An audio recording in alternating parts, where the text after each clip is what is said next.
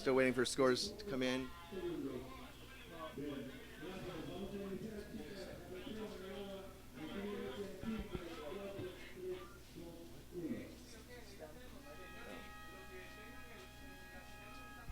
Okay, that was the horn. That means their heat has actually officially started. 3-woman heat here. All these first round heats are 3-woman. So only one of them needs to. Two of them top 2 advance, so they just need to beat one of their fellow competitors. Actually, sometimes you get like a false sense of confidence when you have a 3-man heat because you kind of already feel like, oh, I only have to take one person out, and then you end up getting third. Definitely. It's a game you got to play, right, with your cards.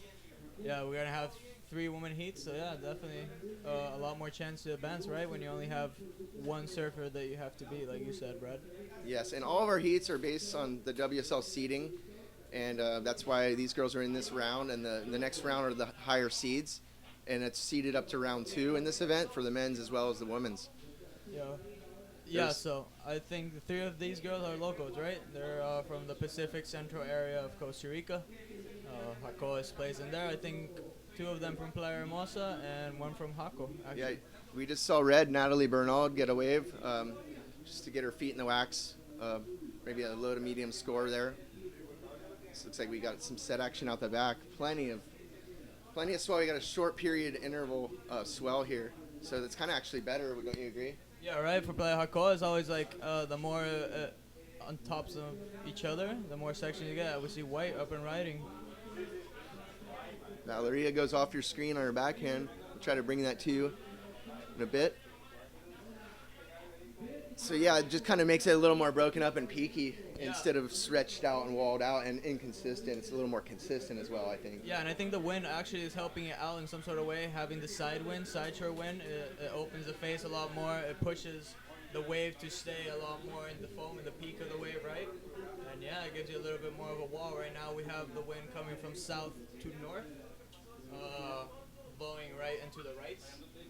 And yeah, hopefully we get some airs because I see like this is some air section right here. Yeah, it looks like we're going to have swell all through the event and the event window, and it looks like a lot of offshore winds on the report. It's the wind reports, and they've been pretty spot on with that Magic Seaweed. Yeah, right. Lately, the winds have been affecting a lot. It changes any second, but it's actually like the wind has been staying. It's never turned completely onshore, really. Yeah.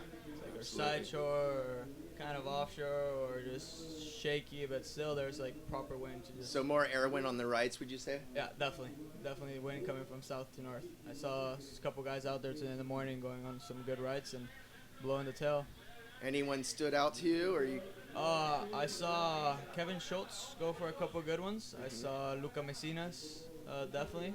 Out of the woman, I saw I think Molly Kirk was doing some couple good off the tops. Right now we have Blue trying to look for this wave, but does not like it. Yeah, still waiting for scores to come in. The rain's still continuing on, but it's not as strong as it was all through the night.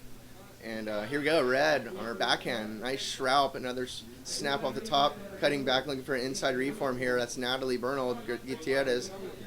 Backside smack, but doesn't ride out of that. Duck dive in the brown water. It's definitely complicated, right? The waves look like they're breaking good out the back, but then just fall into really deep water in the inside because of the currents that have formed it. And yeah, I guess you would definitely want to catch a wave out the back, do a couple of turns straight out, and try to get those big numbers right for your scoreline out the back, and then just build up a couple points on the inside and finish on your feet. And I guess that would be a good ride for today. Yeah, sounds efficient to me. I would say there's a set coming in, but it kind of always looks like that. Yeah, right. With the cloud out the back, it's like it always looks like there's waves coming in. But yeah, definitely there's swell, huh? Oh yeah, and it's supposed to pick up tomorrow and the next day, and then maybe subside a little on Sunday, I think. Hopefully, huh? At least that's what the report says. So yeah, for all the people who are just starting to follow the broadcast, welcome everyone. Welcome to Costa Rica, Central Pro, WCAS 1,500 points. We are invited by Chevrolet, the municipality of Garavito, which is the local municipality, brings the event here, gives us the permission to run it, and of course all of our sponsors. the Costa Rican Institute of Tourism, the Costa Rican Institute of Sports and Recreations, Best Western Hotel, Matra Construction, and of course our co-sponsors, Grupo Extra, Deportes Colombia, Cinepolis, Grupo Omega, Solid Rent-A-Car, Brazo, Gorras Infinito, Adrenaline Rush, Hotel Crux. And remember that this event is organized by RPM TV, Extreme Sports in Costa Rica, and it's run by the Federación de Surf of Costa Rica.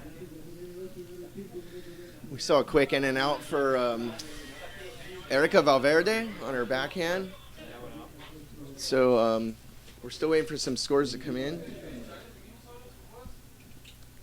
A little couple flurry of waves here coming in. Girls are looking to capitalize. Looks like they've given each other plenty of space out there. 50 yards apart each probably. Oh, looks like a nugget right coming in. See what happens here.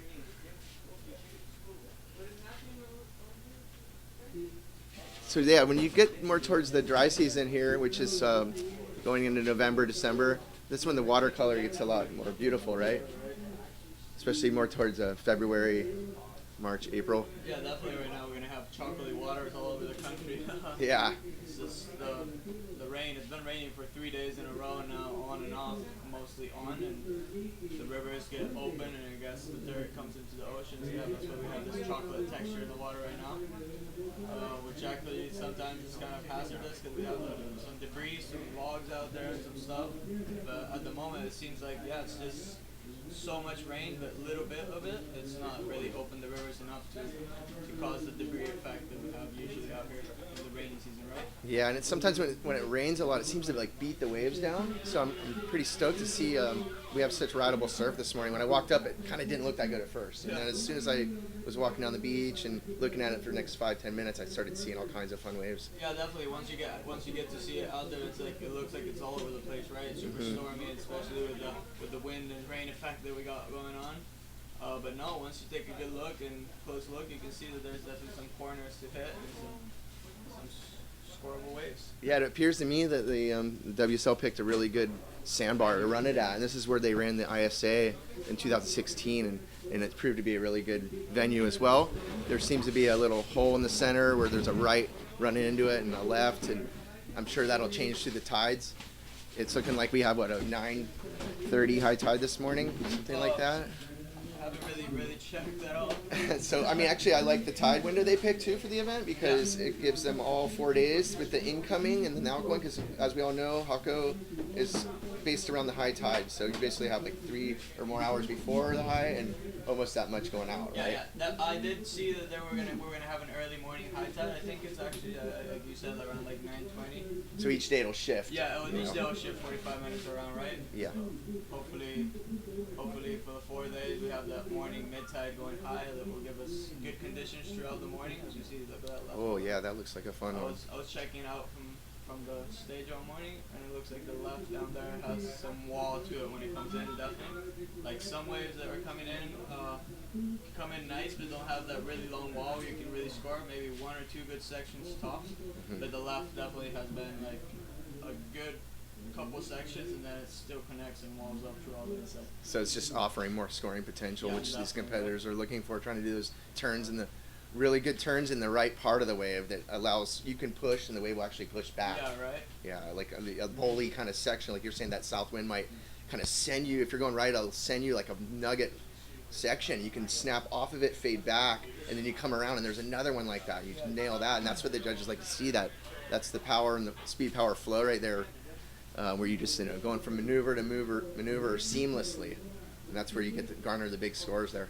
Yeah, as you're saying, bro, definitely those corners, right? Those wall sections coming at you. It's just like a ball in a skate park. As we see, White up and riding on her forehand goes for a nice cutty, goes all the way back to the foam. As you said, see that section did not push back onto her. It was kind of fat, I guess. And yeah, she could just really put her rail in the water and push against the wave and get that push back, as you said, Brad, too. Yeah, it probably would have been allow you to go back into the wave. Absolutely. I think there might have been a little error on weight distribution on that, but if she had lightened up, then the turn wouldn't have been as good anyway. Like if she had made it, then it wouldn't have been as powerful as it was. Yeah. So, yeah, it's just definitely all she needs is a better section. I can tell. I haven't seen her surf personally, and definitely she has potential. I like her low center of gravity, powerful approach. I've seen her surf in the national circuits. She goes really well on her backhand. She has the ability to put her board really vertical, just bring it back around, which some girls have the ability or not. I've seen some girls are really powerful on the rail. Yeah, this little girl knows how to put the board really vertical. And these girls are all used to surfing against each other all the time on the national tour, so this is kind of just like another heat for them. Yeah. At the moment, we have the trails. As we were saying today in the morning, we're going to be running 4 heats of women. Most of them Costa Ricas or Central Americans, right? Because they see the chance, the opportunity to come here and check out.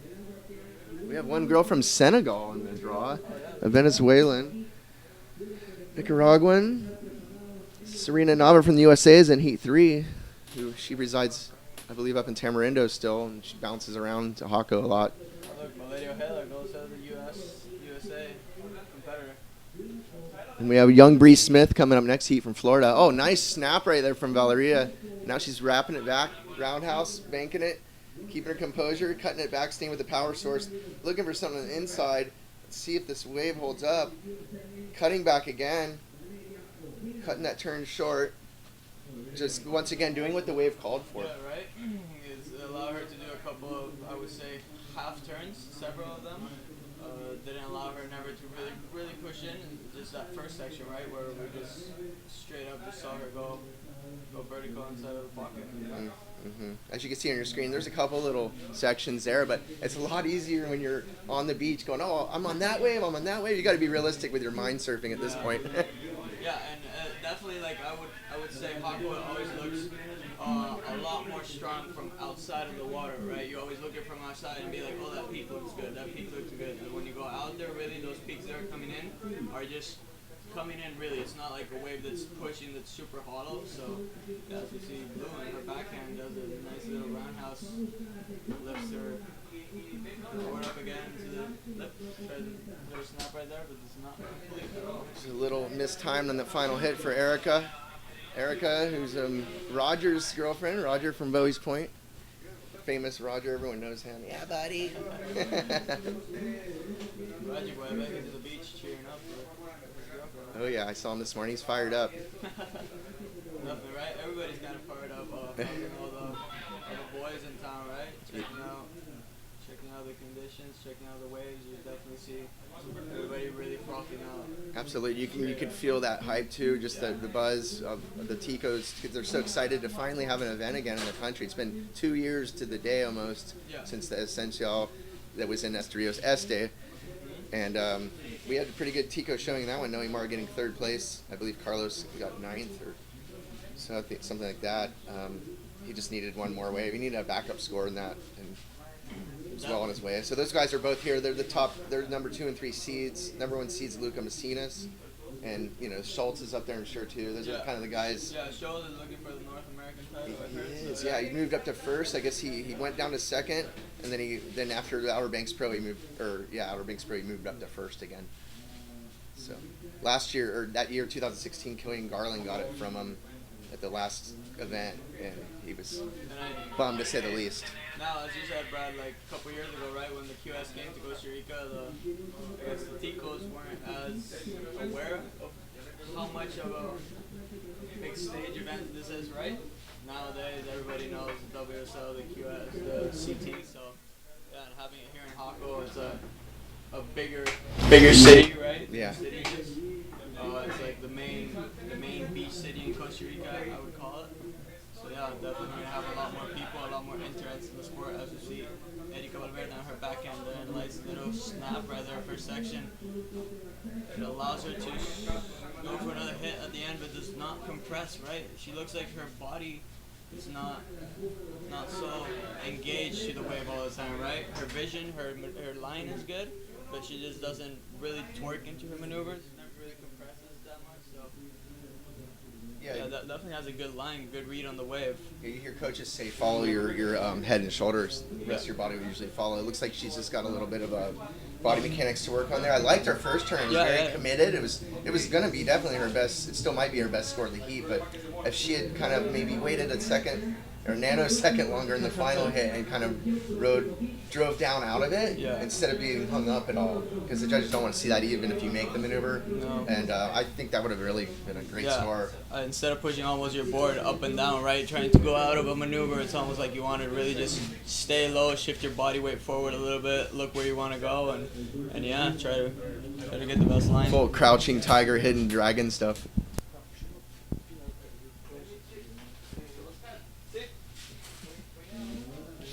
So yeah, these girls are they're still ever improving. That's what's great about surfing. Well, it's sometimes frustrating, is how you don't just get to a certain point. All right, I'm good now. It's like there's always room for improvement, whether it's your backhand, your forehand, barrel game, air game, right, snap game, anything. Speaking of snaps, there's White doing a nice wrap. Really just changing that. Oh, got a little feisty there on that one. She really switched. I love the direction change on her board. If you look at the nose of the board where it ends up on the turns. Here she goes smashing the inside. Once again, getting hung up a little. But still, I think the bulk of the score is going to be that outside. I think the second turn might have been the money turn even. Yeah, right. She looked like just really relaxed on her body motion, but as soon as she goes into her bottom turn, she just looks like she's putting everything into it, right? Yeah, and I like the mixing up a maneuver she did, like that drawn out, committed turn, like all the way back, like kind of John style, and then went into that. Totally surprised me on that second turn. Like the wave bowled up real quick first, and she was able to. And here's stick and move. Natalie was an immediate response, goes for a little cutback. Looks like she gets a little bit hung up. Now has a better section, shows the tail. And yeah, completes really good. Valeria and Natalie look like they're finding a good rhythm. And Erika has found a couple waves, but has not been able to finish on her feet really, huh? Yeah, I love that final closeout turn from Natalie, full power. First turn, it looked like she caught a little bit of her rail, but she was able to just kind of like brush that off and keep her speed going and nail that end section, which is where the bulk of the score is probably going to come from. Yeah, it kind of looked like she was just looking down the line too much and didn't go all the way down to the bottom on the bottom turn, right? Kind of did a midway bottom turn and hit it straight up, which looks good, right? But if you get a little bit stuck, it always enhances the point or affects it in a wrong way, right? But she put the exclamation point right there at the end and just topped it off. And look at that, we got some scores. Right. Nice. So Natalie's out in the lead with a 4.83 and a 2.93. Eric is actually in second. Oh. Wait, no, I'm reading it wrong. It's Valeria in first with 11.83, and then Natalie's in second with 7.76 total. That's probably going to change because I don't know if her last score came in yet. Natalie's actually really known for her air game. Yeah, she right. Can bust reverse air. That was what I was gonna say. Natalie, she's been used to compete a lot more in the national circuit, and yeah, her air game especially was what had her on top most of the time, or at least fighting for the title, right? But Lisbeth and her had some classic battles out there, and yeah, we all saw Natalie blow the tail around in reverse. It's not like it was last year. She's been doing it for like 10 years. Yeah, she's been doing it for quite a while, right? And like every circuit, she almost like saved that for the final, and I mean, if she had the chance, she'd go for it this straight away. It does not do the whole I can do my air games and my free sessions, but on heats I don't try them because I don't. She goes for it, which is awesome. Respect. I recall a comp I saw online. It was a federation how they were doing them online. I think they still do, right? And they're running, they're doing their live webcast. So I saw her in a final, like you're saying, and the waves weren't even that good in Hako when the air was small. And she did a gnarly layback snap and came out, pulled it, and it was a 10. Straight up. Crazy. Huh? Like, I'm talking like the kind where you blow your tail and like one of your feet comes off and you somehow lay back and recover. Yeah, right. I mean, it was a legit, like, male or female, it doesn't matter who. It was a legit layback. Legit power turn. Hopefully we get to see one of those in the last little minutes over here, huh? See a Hail Mary. So Natalie did improve with the 5.67 on that last wave, so she's still in second with a 10.5 total. Erica is still in third. Looks like she needs to get about a 7.43. Yeah, that's what she needs to advance. So yeah, It's gonna be hard. as you see, Natalie smacking it. Hold up. Yeah, these waves look pretty hard to read. I mean, easy for us to mind surf them to perfection, but when you're out there, yeah, it's a little deceiving, when you get out there, it's a whole different story. I see those peaks and I'm going off the top floater, reverse. Yeah. And not only that, but it's like in reality, it's not gonna happen. But it's even like lining up, like you think that that's the spot, and then you get out there, I think I'm in this spot, but you just aren't. Yeah, Yeah. Definitely you gotta be checking it a lot out there, right? Because you want to, as you say, pick a spot. Be it if you get there if it's good or not, but yeah, pick a spot because the sandbanks are kind of organized. There's some sandbanks that are really pushing the same way constantly. So yeah, and there's like certain strategies I'm sure they use for time wise, like if you sit on the one bowl and say 10 minutes go by, do you have plan B, like should I move, or do you think it's better just to stay at that bowl? Yeah, no, definitely I would do plan A, plan B, and plan C if I could have, right, out there. Hunt the lineup. Yeah, definitely just move around, especially on a beach break like this, right? If we had a little bit more of a point breaky, a rock bottom kind of beach break, but this is full on sand, actually really heavy sand, right? By Hako, it's like black sand, so we definitely have, we see some sportsmanship, a couple high fives, yeah. Definitely pick a bank, go out there, kind of try to catch a couple waves there, move around, see what your competitors are doing, if that's part of your strategy. If not, just go into your own world and pick a bank, right? So you saw Valeria and Natalie all smiles, knowing they both moved through. Sometimes, it's good for bragging rights if you win the heat, but as long as you're getting second, you're getting through.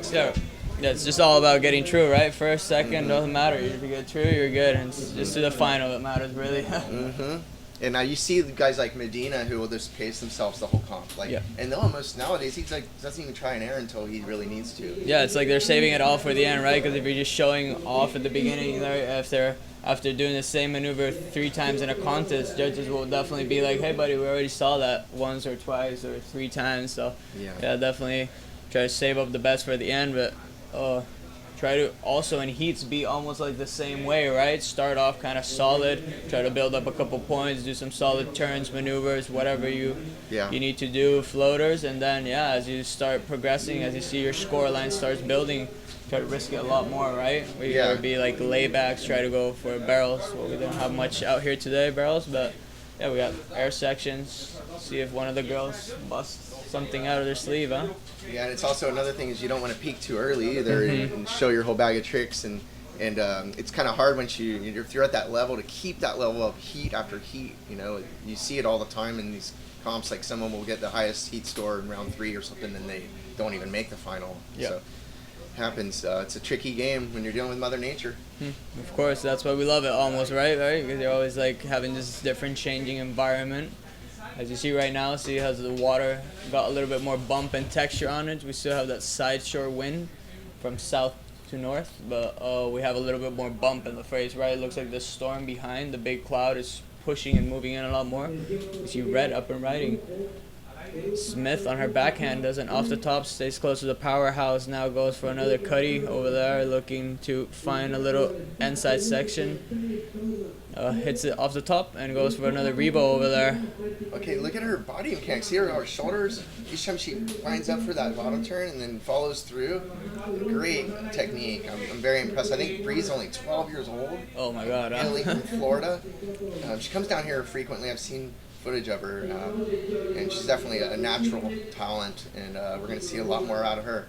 Definitely looks like she uses her hand in the tail, I would call it, right? Her inside hand to use the full leverage to go up into the lip, right? Moving her shoulders, as you were mentioning, Brad, using her body torque, and just to really put it vertical. A very mature approach, actually. Right? You don't really see that from 12 years old. It's pretty cool when you see like little girls already with the, as you call it, mature approach, right? To go vertical, because they're just going to start building power and power and power as they get bigger.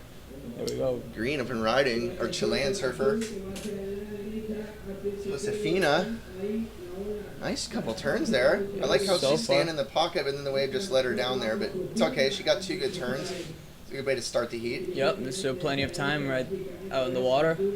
There's your left. There's the left I've been calling out all morning, right? Yeah, no, definitely. We have the right also down there. If you see a good set right now coming in.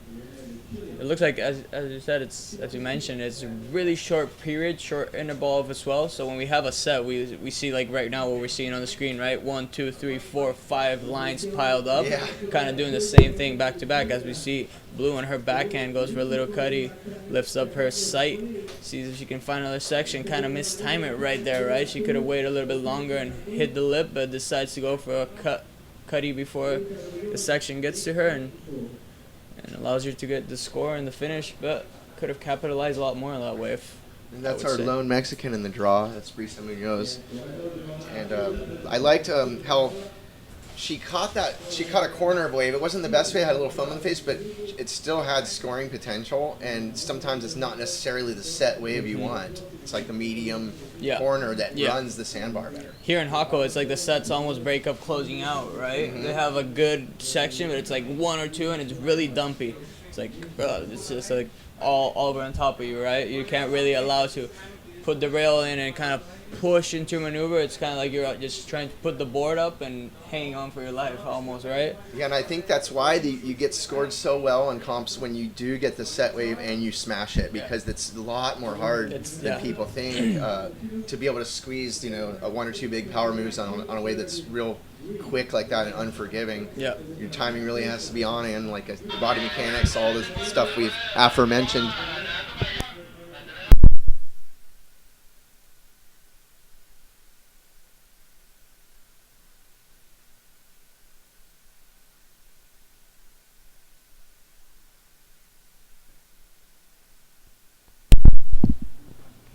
Oh, we see Green looking for a wave on her backhand. Gets up to her feet. Tries to do an off the top, but does not complete, sadly.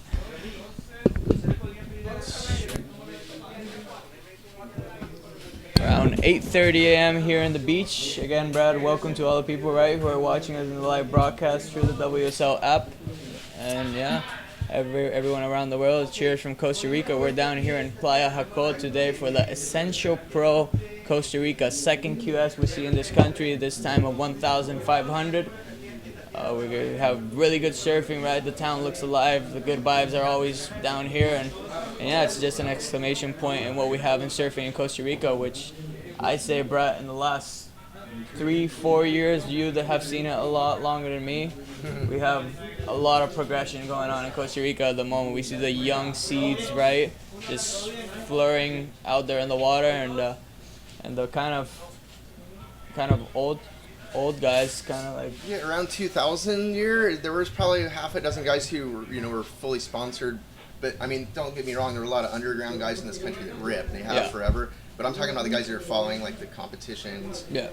Back then there was maybe half a dozen almost, maybe not even. And then more through the years, now there's like a couple dozen, right? 3-4 dozen. There's definitely around the whole country. We were checking out the other day in this contest. We have around 30 Costa Ricans almost, and I mean most of them are like at a high level of surfing in Costa Rica, high ranked or high exposure. And there's a lot of other guys who still are that level, but they're not competing anymore around here. Like Segura and Anthony Segura, and then I don't know why I didn't see Jason Torres' name in the draw, or Michael Torres. Yeah. And there's still all these other gnarly guys. Just rip, huh? Yeah, they're all world class surfers, but it's really hard down here for them to get the backing to be able to travel. It's like good surfers really are good surfers here in Costa Rica because naturally they have good waves. They rip out there all every day, right?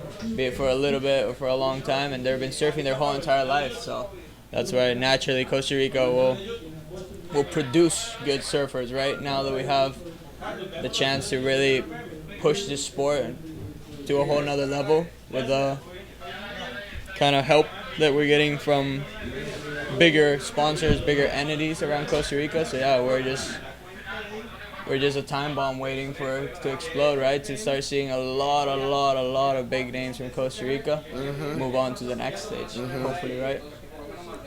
Absolutely. So yeah, here we go. We still haven't had scores come in for the girls yet, so we'll let you know as soon as they come in.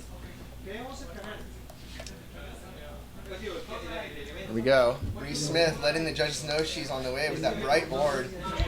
Nice committed turn. Let's see. The wave just leaves her there. She's getting right out of that. It kind of wave backed out. I think it hit a hole in the sandbar or something. Because she's a pretty light surfer. So imagine if that wave let her down, then it's for good reason. And now we see Josefina out the back with the immediate response. Goes for a really committed maneuver.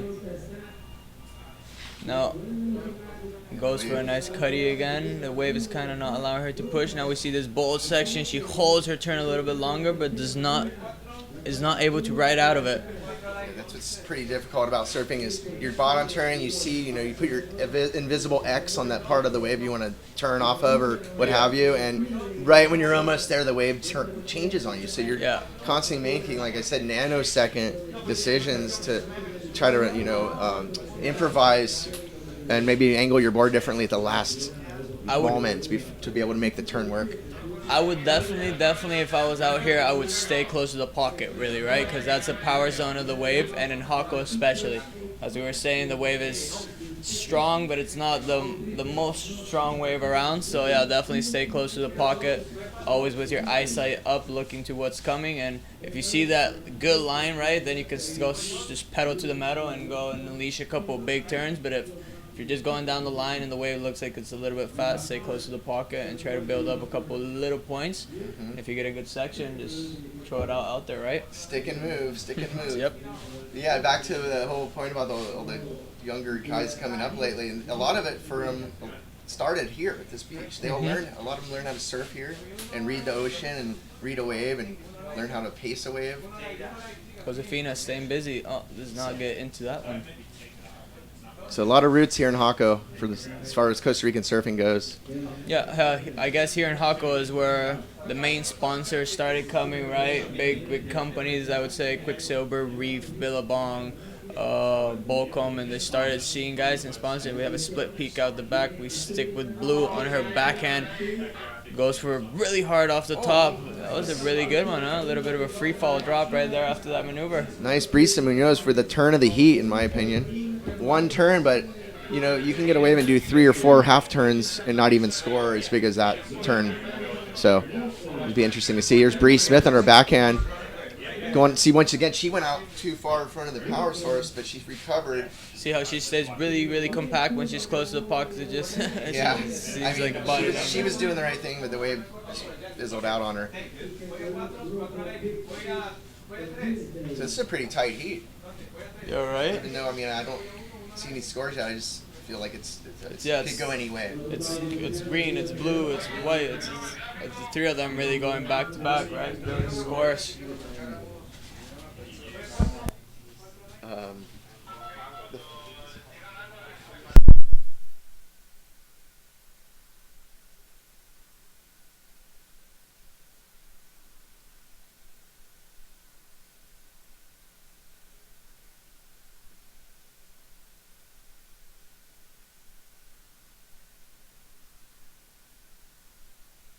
It's like Green looking at a wave out the back. Left ball for your Chilean surfer. This looks like a good set wave. Gets to her feet. Cutting back into the power source. Oh, looks like she's got a nice section setting up for her. Nice snap off the top. Pacing this wave really well.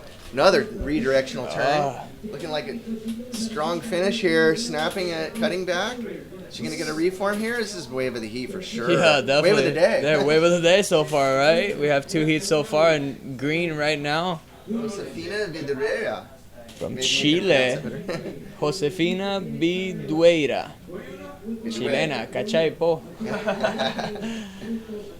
That was wave of the heat, wave of the event so far, right? We only had two heats, but so far of the woman, Josefina just got that left, went for broke, really went to town, did a couple really solid turns, pushed into them. That wave looked like it had kind of like that sideways kind of push where it was always allowing her to just build speed immediately and go for a turn, come back to the pocket, and the wave, the foam kind of push her back. It was just always allowing her to go. Sort of like a slingshot effect. A slingshot effect, yeah. That's right there. That's what I would call it, right? Yeah, that's my favorite type of wave because then you just fade back into the power source of every turn and you're just looking at the section again. Yeah. And it almost like when it's that slingshot effect, it gives you a bowl bally kind of sections always, right? Because you're going into the section with speed, and you can just redirect your board in the way you want to kind of hit it around.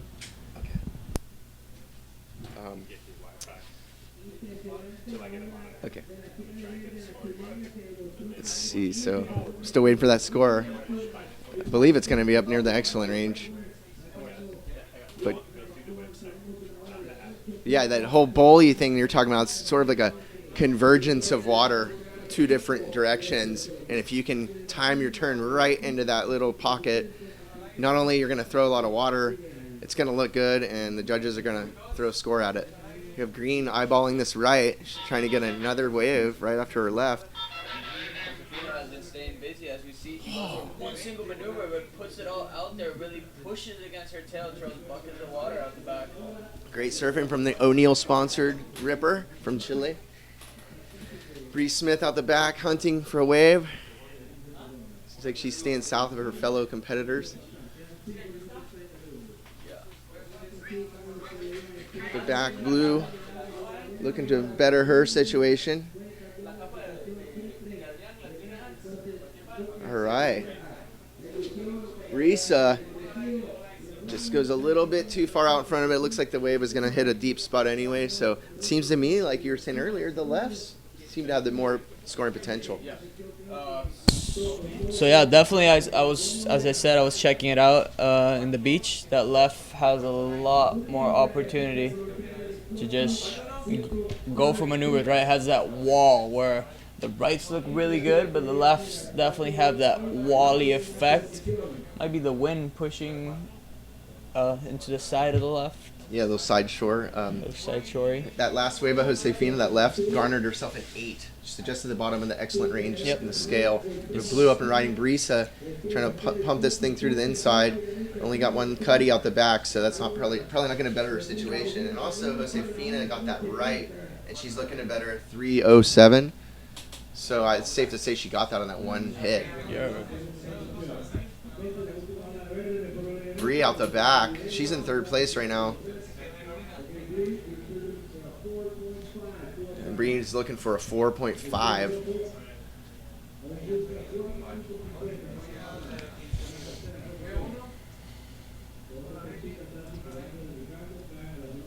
See our water rescue out the back, just making sure everyone's safe. Yep, just waiting for anything to happen. Hopefully nothing happens. Yeah, though, more right? for preventative maintenance and peace of mind. To keep the pura vida vibe alive. Don't want to bring it up, but I will anyway. 2016, there were 2 different heats where they had to call them in because of Crocs. Yeah, right. Oh, here we go. Look, heavy. Josefina's staying busy now. Her forehand, when she had that left and goes off the top. I like her style. She's really, really aggressive with her hands and just uses a body torque. Great off the lip. Backside Bree. Oh, she goes a little too far up over the top. Can't pull it down. She's still looking for that 4.5, so she's going to scratch left out the back. There's that beautiful left you're talking about. Look at that, Brad. 2 waves straight up. You have that really long wall. I think the left. Well, I'm going to stick to my call. I would go to the left right there. Okay, I got another question. I'll stump you. Is it the first, second, or third wave of the set would you want to go on, or do you think each set's kind of different? I'd go for the second wave of the set. Yeah. I've been noticing it all morning, and the first wave kind of like washes in, and it's not as strong or powerful as the first one. So the first one kind of just cleans up the surface of the water, gives it that little bit more of a glassy effect, and then the second one just romps and goes for every good section. On a side note, that crocodile thing I was talking about, that wasn't at this beach, so we're safe here. We're safe here. And it happens, in J Bay with the great whites. Once again, we're dealing with part of our sport. It's nature. Yeah, we're visiting. We're just visiting them. They're home. Yeah, we're exactly. invading their space. We try to walk without leaving footprints, though, and try to leave the beach cleaner than when you walk down to it. In Costa Rica, we have a saying. It's we don't say do not get the beach dirty. It's try to get the beach clean, right? Oh, I like that. Try to clean the beach instead of don't get it dirty. It's a little bit more of a positive effect on your mind, right? Yeah, and in California, I've heard them say, "Pack your trash." They have these bumper stickers made for decades, and they went viral. So It's a pretty cool thing. Yeah. And you got Ace Buckin's thing where they take 3, you go to the beach, take 3 pieces of trash every time you leave. Yeah, But- and over there in Bali, I saw throughout the CT in Bali, they were doing the whole trash pickup, and hey, all the surfers got involved, right? Did you see Bree. Oh, look at this left she's on. second wave of the set on the left. Oh, man, the thing backed off right when she went to turn. It was almost like she had to come straight up into that meaty section, but it's easier said than done. It didn't seem like the wave allowed it right there. But, man, it seemed like that wave was going to give her the score she needed, but unfortunately it mushed out. It's like she went around the good section and built up enough speed, and once she got there, it was not enough space to kind of put her board up in vertical, right? Once again, like she pushed and the wave This- let up. It didn't push back.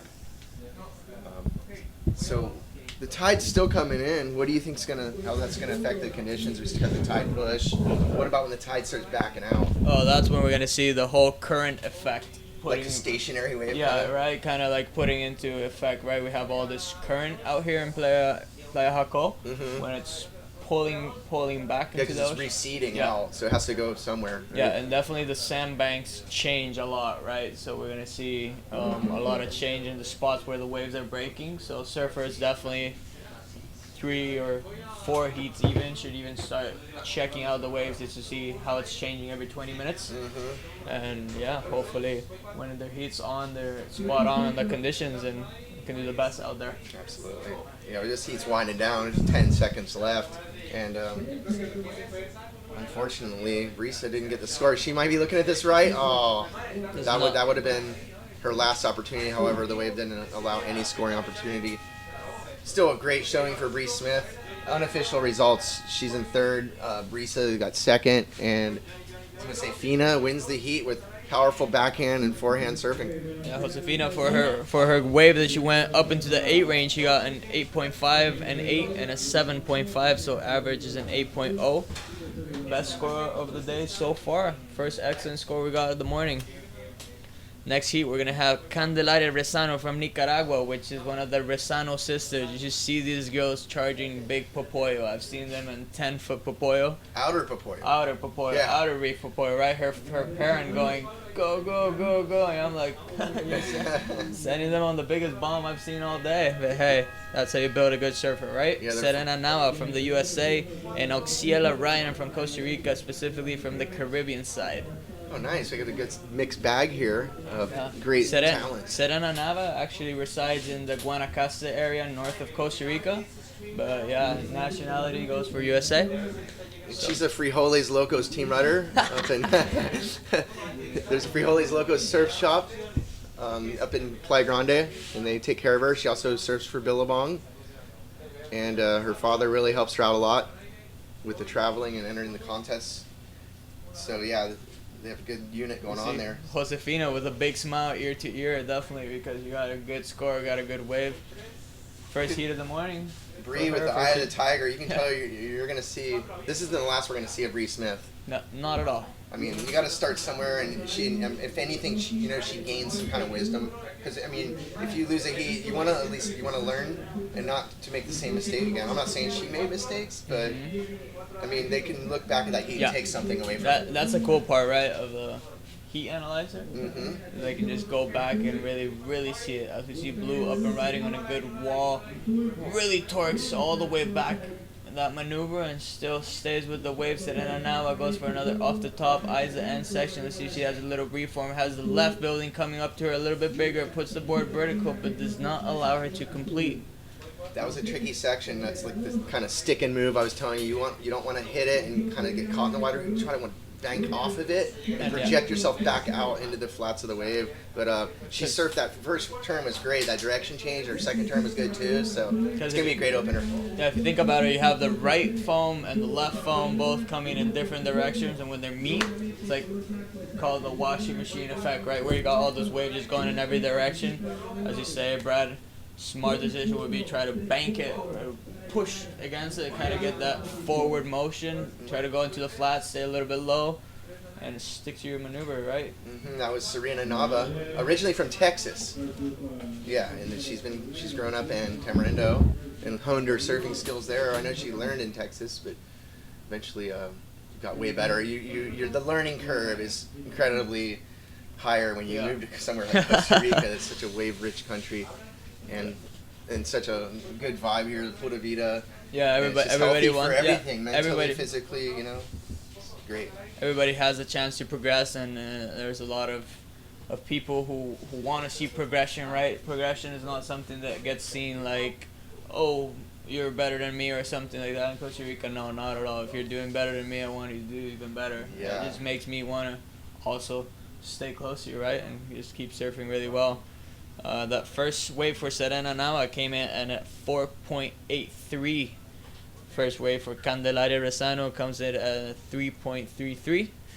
And yeah, Oxiela has not drawn blood in this heat so far. Yeah. And her father, Manny, he's a big wave surfer, great surfer in his own right, charges Mavericks and all those gnarly big waves. He owns Outer Popoyo, basically. Oh. So yeah, see Serena paddling back out. She would have made that last turn. She probably would have gotten up to like 6 range. Yep. Probably added a couple point and a half right there in that wave.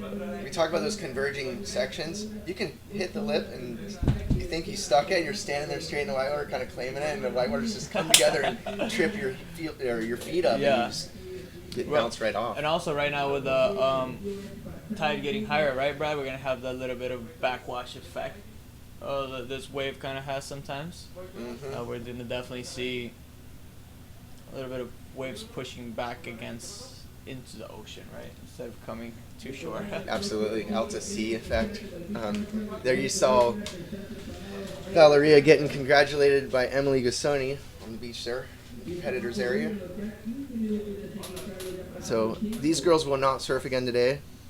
After 2 more heats, we're running the men's first round, and then after that we're going to keep an eye on the weather and possibly go into round 2 of men's.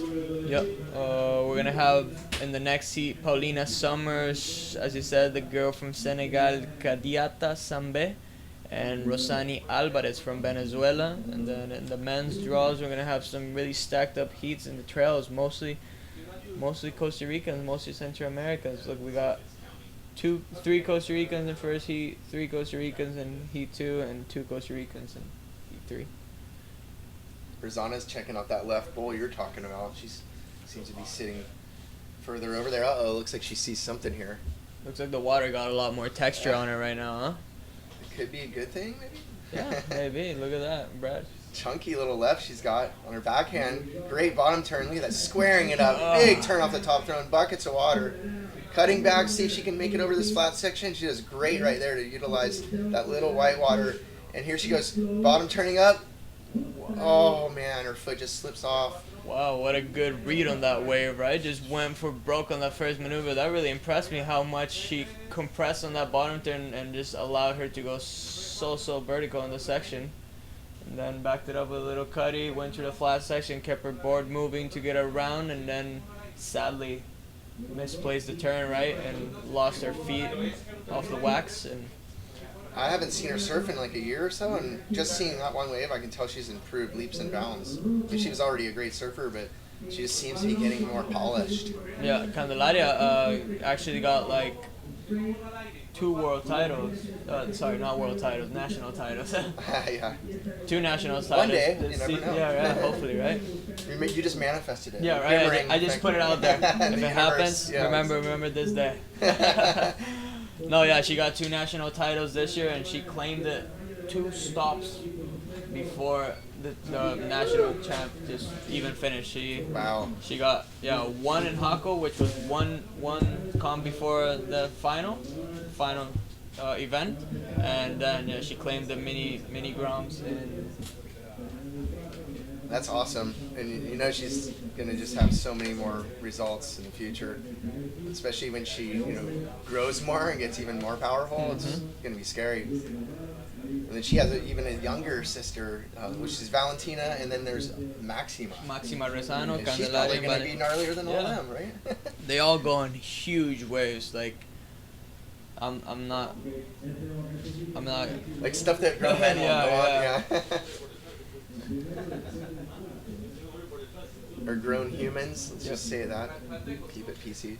Oh, look at that. The score for Candelaria on her left comes in at a 6.83. Wow, they really liked that first turn, I'll tell you that. And then, I mean, she did the cutback. I think definitely majority of the score came from that first turn. From that first The bottom turn. yeah, you know, right? like, the section in the bottom turn, she just was on it.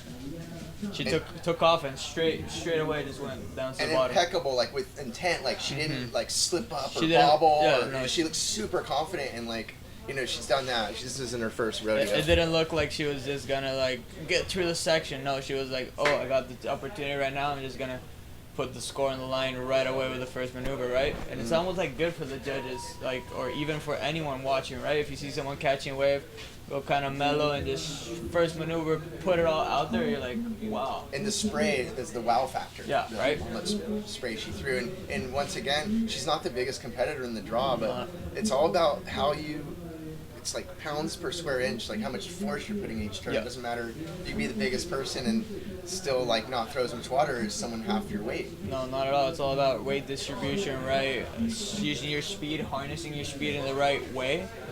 As we see Serena up and riding on her forehand, goes for a roundhouse cutback, stays close to the pocket, wiggles that board around a couple of times, sticks to the same maneuver, now pushes really hard on the tail, drifts the fin. We saw two of the fins down there on the board, and sadly does not recompose and stays close to the pocket to right out of that, right? Yeah, she added that element of risk right there by releasing the fins, maybe just like a little bit overcooked, but it looked great. If she would have rode out of that, definitely would have been a high score. I'd like to see her try to go on her backhand because it seems like the rights are kind of more lateral, where the lefts allow you to go more vertical. So we have 10 minutes and 45 seconds left in this heat. They're 20-minute heats today. Is it infinite unlimited wave? I believe so. It used to be where you could catch a limit of 10 or 12, but I think that rule's been overturned in the last few years. Yeah, you can definitely see this peak setup here. There's like 3 different spots kind of you could serve, but as you see right now, it looks like White. She disappeared. A little bit of space. Looked like White was going right. White already had a wave of a 2.97. Serena Nava on her second wave got a 4.10 and got a 4.83 on her first wave. Candelaria Rezano on her first wave got a 3.33, and on her second wave went a little bit higher, almost doubled her score, right, with a 6.83. At the moment we have Candelaria on first, Serena on second, and Oxiela on third. Oxiela needs a 5.94 and Serena needs a 5.34 to go to first place. Yeah, exciting stuff here. 2 girls will advance to round 2, and the next round, which will be run tomorrow, I believe, there'll be 8 heats of 4 women. So after that, top 2 advance, and then it goes to quarterfinals. No, it goes to round of 16, which all goes man on man, and then the quarters all throughout, all the way to the final will be man on man. So it's an interesting format. Be stoked to see these girls. They probably barely get the chance to surf just with one other competitor in the water. Which, I mean, it's good for them to get that experience. So if they are on the bigger contests around the world, like Cabo or somewhere, and they're against one Holly Wan or someone, at least they're gonna know how to utilize their priority. They're gonna, at least it won't be their first. It won't be. This is that's why the QS is made for, right? It's just that's why we have also the different point distributions to call out different surfers at different levels. Like, right, if I was competing QS, I'd go into a 1,500 for the first time. Or 1,000. What's amazing, I was looking at the points the other day on the primes. If you get 37th place in a prime, it's 1,000 points. You get the same as winning in a prime. So it just goes to show you how important it is to build your seed. Because you could if you could only surf 1,000s or a little above, say you won 5 of them in 1 year. That's your 5 keepers. You'd have 5,000 points. That's nothing. But next year you'd probably have a great seed. You'd be in the primes probably. Yeah, it's about building, right, on the I think your first couple years in the QS, you're trying to go to every stop you can, right? As many as you can to just, as you say, end up next year in the highest seed possible, and hopefully as in the year that you get the opportunity to get into the primes, just go for them, right? Just do not miss one, and make sure you utilize your advantage that you have to be able to compete primes. So you have 7 minutes and 30 seconds on the clock. We had the second wave by Oxiela was just a 1.0. Right, Razana up and right in her backhand. Another great bottom turn. Redirection change banks it off the front side. Look at this reform she's got. Oh. Nice rail turn, engaging the rail and keeping it held. Speed down the line, another snap. Just a little bit hung up. That inside looks pretty unforgiving, huh? Yeah, and definitely, as you see, Brad, yeah, there we go. The high tide effect coming into play, right? We're going to have the backwash. We're going to have the reforms on the inside. It's going to be a whole different game out there every half of tide change. It's amazing. Yeah, we have like 10-foot differences here. Yeah. Sometimes even more. Yeah, right now especially with like being at winter and being at like close to the full moon, we have even more change. So yeah, if you do the math on it, say it's a 9-foot tide, divide 6 hours into 9 because we're on 6-hour tide periods. 6 into 9 is like it's every hour is a foot and a half. It's coming in. So you can see just by watching the webcast probably at home, just since heat 1 and heat 3, it's changed drastically. And that's when it's time to switch up your whole game plan. Like maybe sit inside to start your heat. Yeah. To not put all your eggs in one basket. Just try to go boom through as many ways as possible for the first 10 minutes, and then pick a bang, go out there, sit, hope for something really well. If you're doing well, right? If your strategy worked at the beginning. If you catch a lot of waves at the beginning and you see that doesn't work, and you go out the back and sit, you're going to end up 20 minutes heat with no strategy that worked out, right? Yeah, and it just puts more pressure on yourself. Your bottom turn, maybe that's just enough to make your knees quiver, and I don't know. It's a lot more stressful. I think the building house thing's a good idea. Like 2, 4, 6, 8. For us, it's a lot easier in the booth here to just say. Oh, we're ripping. Right? We already got a couple tens out there. Yeah, it definitely looks like you could easily have a really shocker of a heat out there if you sat in the wrong place or picked the wrong waves, because there is a little bit of a paddle out. Yeah. Because the waves are so close together. Yeah, and there is a big difference between being too far out the back and being on the inside. Like here in Hako, you can be like, oh, you think you're in the right spot, but actually you're too far out the back, and all the waves are doing this effect of like, you can see them from meters away, but they really just hold, and never break as you're expecting. So there's going to be some local knowledge involved, I would say. Of course. Look at Candelaria. She serves every stop of the national circuit, and she's won Hako several times, and there you go. And that's what's important about competitive surfing. You got to be able to adapt to any kind of climates or wave conditions and all that types of stuff. All the types of boards you ride, and whether you're wearing a wetsuit or not. Off the back, see these lines coming. That's what you're saying. It looks like it's going to break way out there. Especially like she might even be able to get this second one. No, just not quite enough. It looks like over to your right of the screen, Serena looks like she might be scoring a gem here. Oh, trouble. Nava having a diagonal paddle. Oh, does not allow her in. See that bubble right there? We're just interesting. It was a good wave. Look at that. Like even an hour ago, it probably would have been a good one. Yep. So yeah, drastically, it's moving in a foot and a half per hour. Think about that's a foot and a half of vertical water. If that makes sense. Anyways, it's a little right. You can see how it's breaking, then it kind of mushes out, and then you have that foam to deal with, which just makes it more challenging.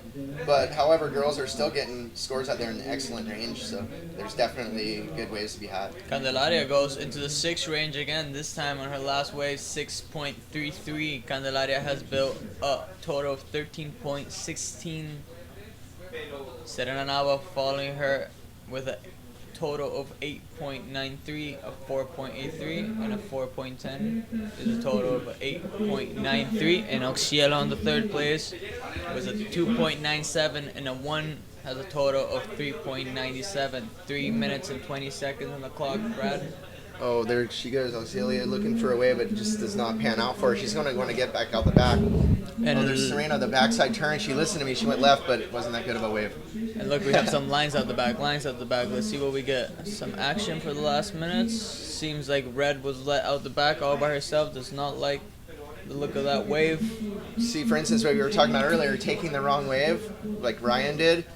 this is she's still paddling back out. She's also exerting energy. Yeah. And now with less than 3 minutes remaining, it's safe to say she's only going to have maybe one more opportunity at getting a score or trying to get that score she needs, which is a 5.96. That's going to be like the third best wave of the heat. Yep.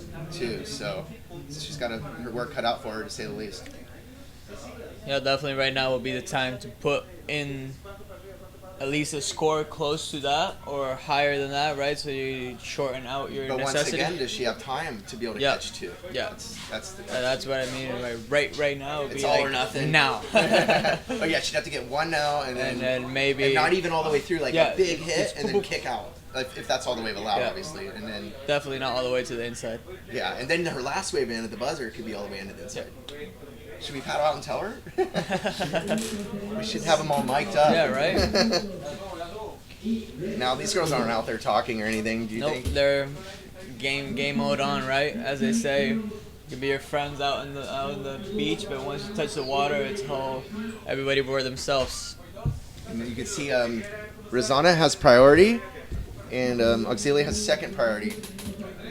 So this will be interesting to see how she deals with that. But I think Candelaria is very comfortable. She's very comfortable with her lead right now. She's going to be a threat in this contest by seeing her approach.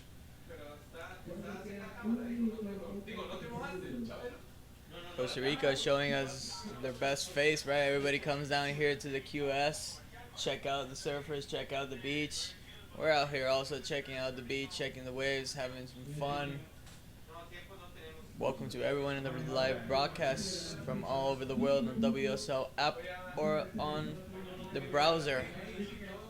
We're down here on the 1,500 points QS Essential Pro Costa Rica, presented by Chevrolet.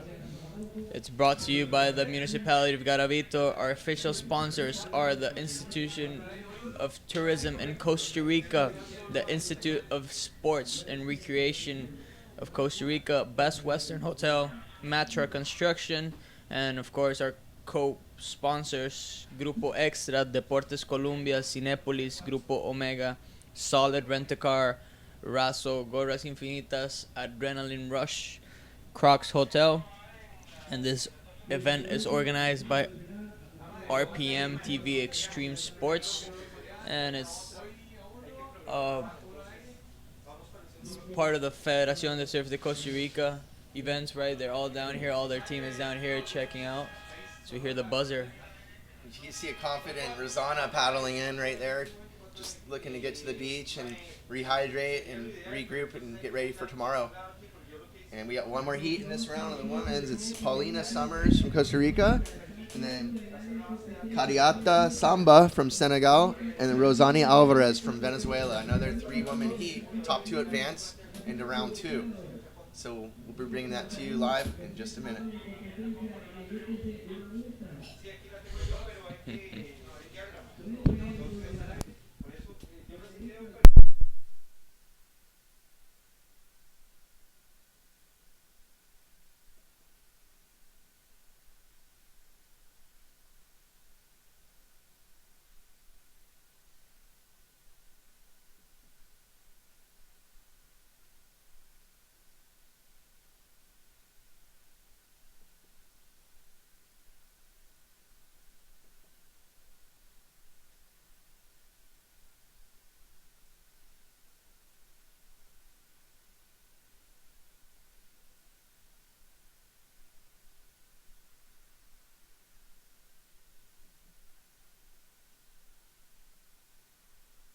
But let me know at the end of the day, I'll figure it out. Serena Nava coming in, the Eye of the Tiger. Unofficial results, getting second in that heat. Auxilia looking, or there, I was kind of, yeah. Rosanna just on a tear. Here we go, Red up and riding. Halfway through her ride to the inside. Looks like she might make this connection. Ooh, the left's out the back too, wow. Okay, so there she goes in the inside, and we don't see the end of that. It was Paulina Summers opening her account. Quick starts are very important, I think, too. And we see White out the back doing her work. We saw a little Cuddy right there, stays close to the pocket, does another cutback. This is a girl from Senegal. Kadiata Sambe. And White, that was Rosana Alvarez. Rosani. Oh, that was Rosani Alvarez from Venezuela. Sorry. She just couldn't quite find the section she wanted to hit out there. But she'll have plenty more time to go try again. You see Darshan getting ready for his heat. The men's coming up next in 18 minutes. First score for Paulina was a 2.67, and Rosani on her first wave of 3.67. Slightly one point of difference between the two competitors. Definitely Rosani with a little slightly advantage because she only did 2 turns, right? Paulina did a couple more turns to the inside, so definitely Rosani's were a lot more powerful. Yeah, quality over quantity in that. Quality over quantity. Yeah, that's something I've always told any kids I was coaching. Oh, what's that floating? Yeah, I think it was some debris. It looked like some algae, but we don't have algae here. Some debris or algae? Algae? Algae? How do you call that? Algae. Algae. Algae, there you go. Oh, tomato. Same thing, right? Potato. See, way out the back, we got some lines coming in, guys. It's so. I had a feeling when I saw the report it would be really, really consistent for here, which is great. Yeah, it's actually not let down, right? We see at least 4 or 5 sets in each heat, 20 minutes. We're getting constantly some waves, right? With the, I think we have a mixed couple swells. We have a little bit of a south swell still pushing in, which is a little bit slower, right? Where the west swell is pushing a lot more. Kind of a southwest or something. Southwest. I'm used to reading it in Santa Teresa, so when I read it here, it's like that way is west, that way is south. I think it was yesterday up in Guanacaste. My friend was saying that he said the report there were 4 swells in the water. It was like a north, a west, a southwest, and a south. Right now, for the last 3 days at home in Santa Teresa for me, which is in the northern side of Costa Rica, we've had mixed swells, and it's barely impossible. It's basically impossible to surf. It's like just washing machine. A washing machine out there. There's not one wave that comes in that has like a proper peak wall. It's just like grinding out there. It's funny where I live in La Negra. It's there's a couple beach breaks around there that don't work normally, but they work during that kind of surf. So those are the times where there's nowhere, like you said, to surf, but those are your go-to spots. They're kind of more of a novelty beachy, but still you're surfing, you know. We kind of, when it gets like that, we go to kind of like couple little point breaks, kind of reef, more sheltered. Yeah, more sheltered, where only one direction will hit it of the mixed swell. So then you got that effect of only one swell kind of coming in, one wave breaking. You see some people showing up to enjoy the fruits of the labor of these surfers. It's a rainy morning, right? Rainy afternoon yesterday. Also rainy days lately, but hey, the public is down here to watch the action. No one's gonna hold back. We know that. And yeah, everybody is interested in seeing good surfing, even us for ourselves, huh? Absolutely. And the good thing about the rain, it keeps the crowds down. Yep. Because there's a lot of fair weather surfers out there that say, I don't want to get wet. What do you mean? That's what my dad used to say to me, don't get wet. No, I'm like, yeah, all right. My mom used to tell me, don't leave your surfboard in the pool because it's going to get full of water. I'm like, come on, Mom. Rosani, a nice, powerful aerial kick out. She didn't like what she saw there, unless could have been, Paulina could have kept her off that wave. That was just off screen, so can't quite tell you what happened there. Water patrol in full effect out there. Yeah, right. Doubled up on 2 skis. Keeping everyone safe out there.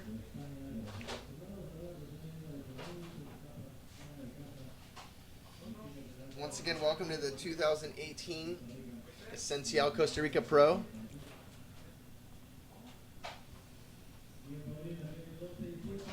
Got good waves here on offer, 2 to 3 feet. Looks like it's going to pick up tomorrow and Saturday, and then stay fun through the weekend, through Sunday, the finals day. If we do run it Sunday, we'll see. Like I mentioned earlier, we have a lot of weather on hand, so we're just going to work around it. It rained all night last night, and I was told we're going to try to run from 8 a.m. Costa Rica time till noon. But we'll see. If the weather all of a sudden gets nice, there's no reason not to keep going unless the waves don't show up. Deep bottom turn out the back, goes for a little cutty roundhouse. You see Red up and riding now, stays close to the pocket, goes a little bit more vertical, but loses speed when she did that redirection and just tried to go way too vertical almost for that wave right there. Yeah, maybe not doing what the wave was allowing. Maybe she's trying to take the upper hand, have the upper hand of the wave, but the wave was just not allowing it. It's basically, it gets to the point where the laws of physics come into play, and what is it? Hydrodynamics. Hydrodynamics, yeah. Easy for you to say, right? Water Patrol. I wonder if he's telling they're signaling like there's a set coming. They're probably like, is the coffee ready at home? That's what he was asking. Pinto? Pinto con natilla? Not yet. 12 minutes and 45 seconds remaining in this heat, and we have some action. Look at the bumps out the back. We might get a good opportunity. Speaking of the rain, it looks like it's back. You can see our little rain gutter coming off the little tarp. You see people sticking out with on their umbrellas. But talk about diehard surf fans. They're still down right? here watching the action. The conditions look really fairly well. Look how clean the faces are, the waves. You even see the offshore kind of effect. Exactly. Yeah. That's what it was kind of saying through the week, like almost like a southeast wind, southeast. So offshore on the right, at least. There is still a bit of like, if you look back, there is like a little bit of sun out. It doesn't look like it on the screen. Not at all, but right? You better still put your sunscreen on. It's like so crazy how it changes, right? In 1 hour and half an hour, it can just stop raining as we see White doing a cutback on her first maneuver, straight up into the next one, a little bit more vertical, chooses to stick to that cutback 3-4 times. Let's see if she can get a little bit more vertical, more towards the end. 5 solid turns, kind of did not go into a variety of maneuvers, but still solid, kept the speed, power, flow. I liked how she choreographed that wave. It's all about, sometimes on those types of waves, all about your first turn. And if you do it right in the right spot, it might not be your best turn of the wave, but I like actually on the second one, she kind of did like a down carb, set her up for the rest of the wave. Nice roundy for Paulina, and the wave just kind of dies out on her there on the rebound. She's definitely going to look for a little more vertical wall for scoring potential. You almost want the waves that don't have 2 waves sticking together too much. You see like the one behind more than the one on the inside. It's like if it doubles up too much, if you have two waves too close to each other, they're going to definitely affect the scoring potential. See like this, what kind of side bump that we have on this next one?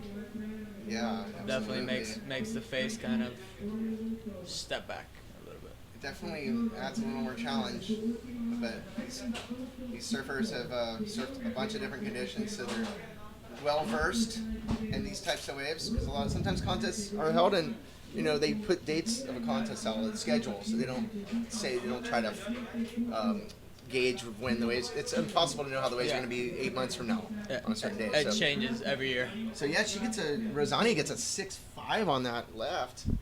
Very well deserved. She got a 6.5, a 6.5, and a 7.0 for the average of 6.5.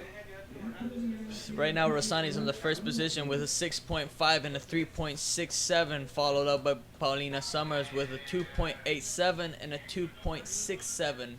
To go to the first place, she would need a 7.3 total. Kadiata Sambe is in the third position, still has not drawn any waves. No blood at all.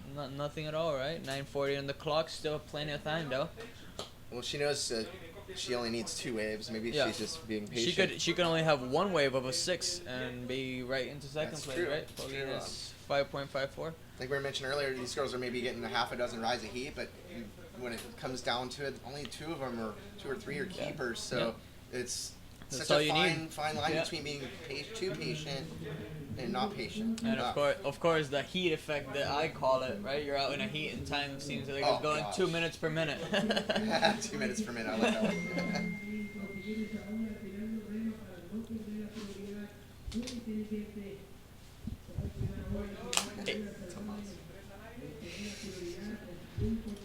There's Filling M on the sponsored by Envision Festival.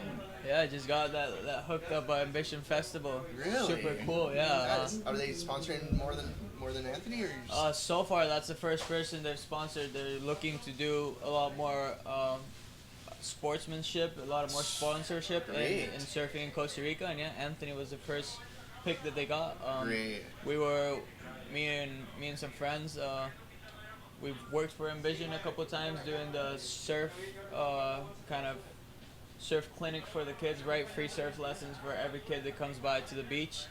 And this year we're gonna do it on full effect. Is that in Ballena? In Bahia Ballena, Punta Ubita. Okay. And yeah, That's great. it's a great festival. The guys that own it are really young, actually. It's like they're 26, 27-year-olds, and now they're billionaires. So they were like, They're at the prime of their lives. yeah, right. They were like, why not help a buddy right down here? And Anthony's loving it.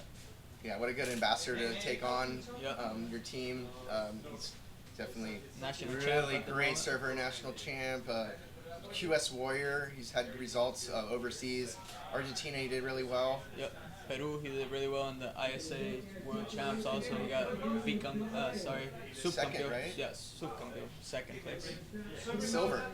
silver medal. Yeah, here we go, Rosani Alvarez in a nice reform again on her forehand this time. To the inside, see if she can get this. I think it's kind of staying up for her. Kind of went off our screen there, and she does nail the inside. This is going to be another good score. Right. He almost went all the way to Playa Hermosa. She's got great wave selection, doesn't she? Yeah. Oh, look at that big log behind her. That was scary. That's what I was talking about. In the fuller tide, we're gonna see a lot more, right? All that debris in the inside. Hopefully, no one. Like it's like a video game. It's It's a like speed bump. obstacle course. Like, okay, you got to dodge the log now and jump over the shark. Thankfully, right? It's not Snapper Rocks where you're dodging people. It's always something to dodge, right? Yeah, right. Unless you're surfing on your secret spots. Do those exist? Anymore? Not at all. Secretspot.com. Yeah. I heard of. I'm like, what's the point? Like, when's the secret's out? It's not a secret. Rosani Alvarez, her last wave, 5.17. Now score total of 11.67. She hangs on to the lead so far, followed by Paulina Summers, and Cadiata has not still caught a wave with 6 minutes remaining on the clock. Next heat, we're up with the men's trails. Yeah, and that next heat, the first heat of that, is Darshan Antequera from Costa Rica, Bruno Carvalho, Costa Rica as well, Luis Lopez from Panama, and Carlos Jimenez from Costa Rica. 3 Costa Ricans in first heat, right? We're gonna have all of course, people who have never competed at QS, I don't think, or one or two. Bruno, I believe, has. Bruno has definitely a couple.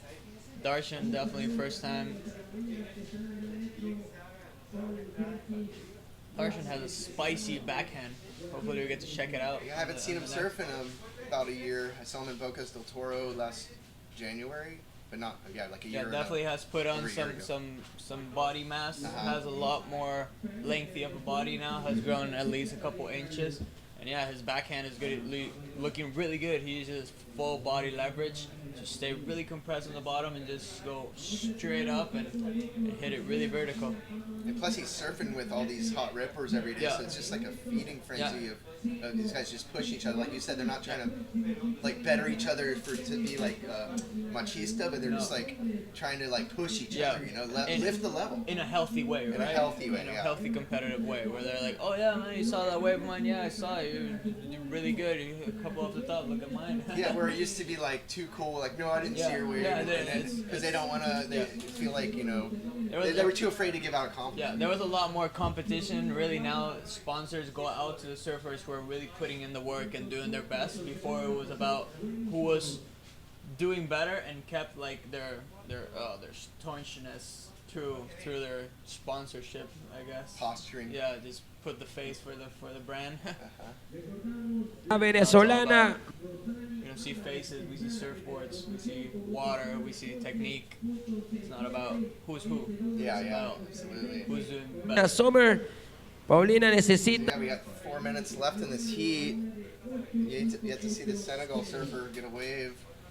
Así que impresionante Venezuela que vino con So, safe to say she might have pulled a no-show.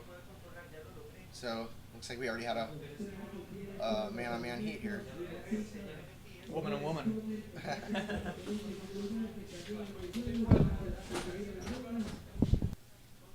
Still got the rain here. It's looking pretty solid out there on the horizon for rain today. So, like I said, we're gonna run through these 3 heats coming up of men's round 1, and then we're gonna see how far into round 2 men's. Tiene la senegalesa.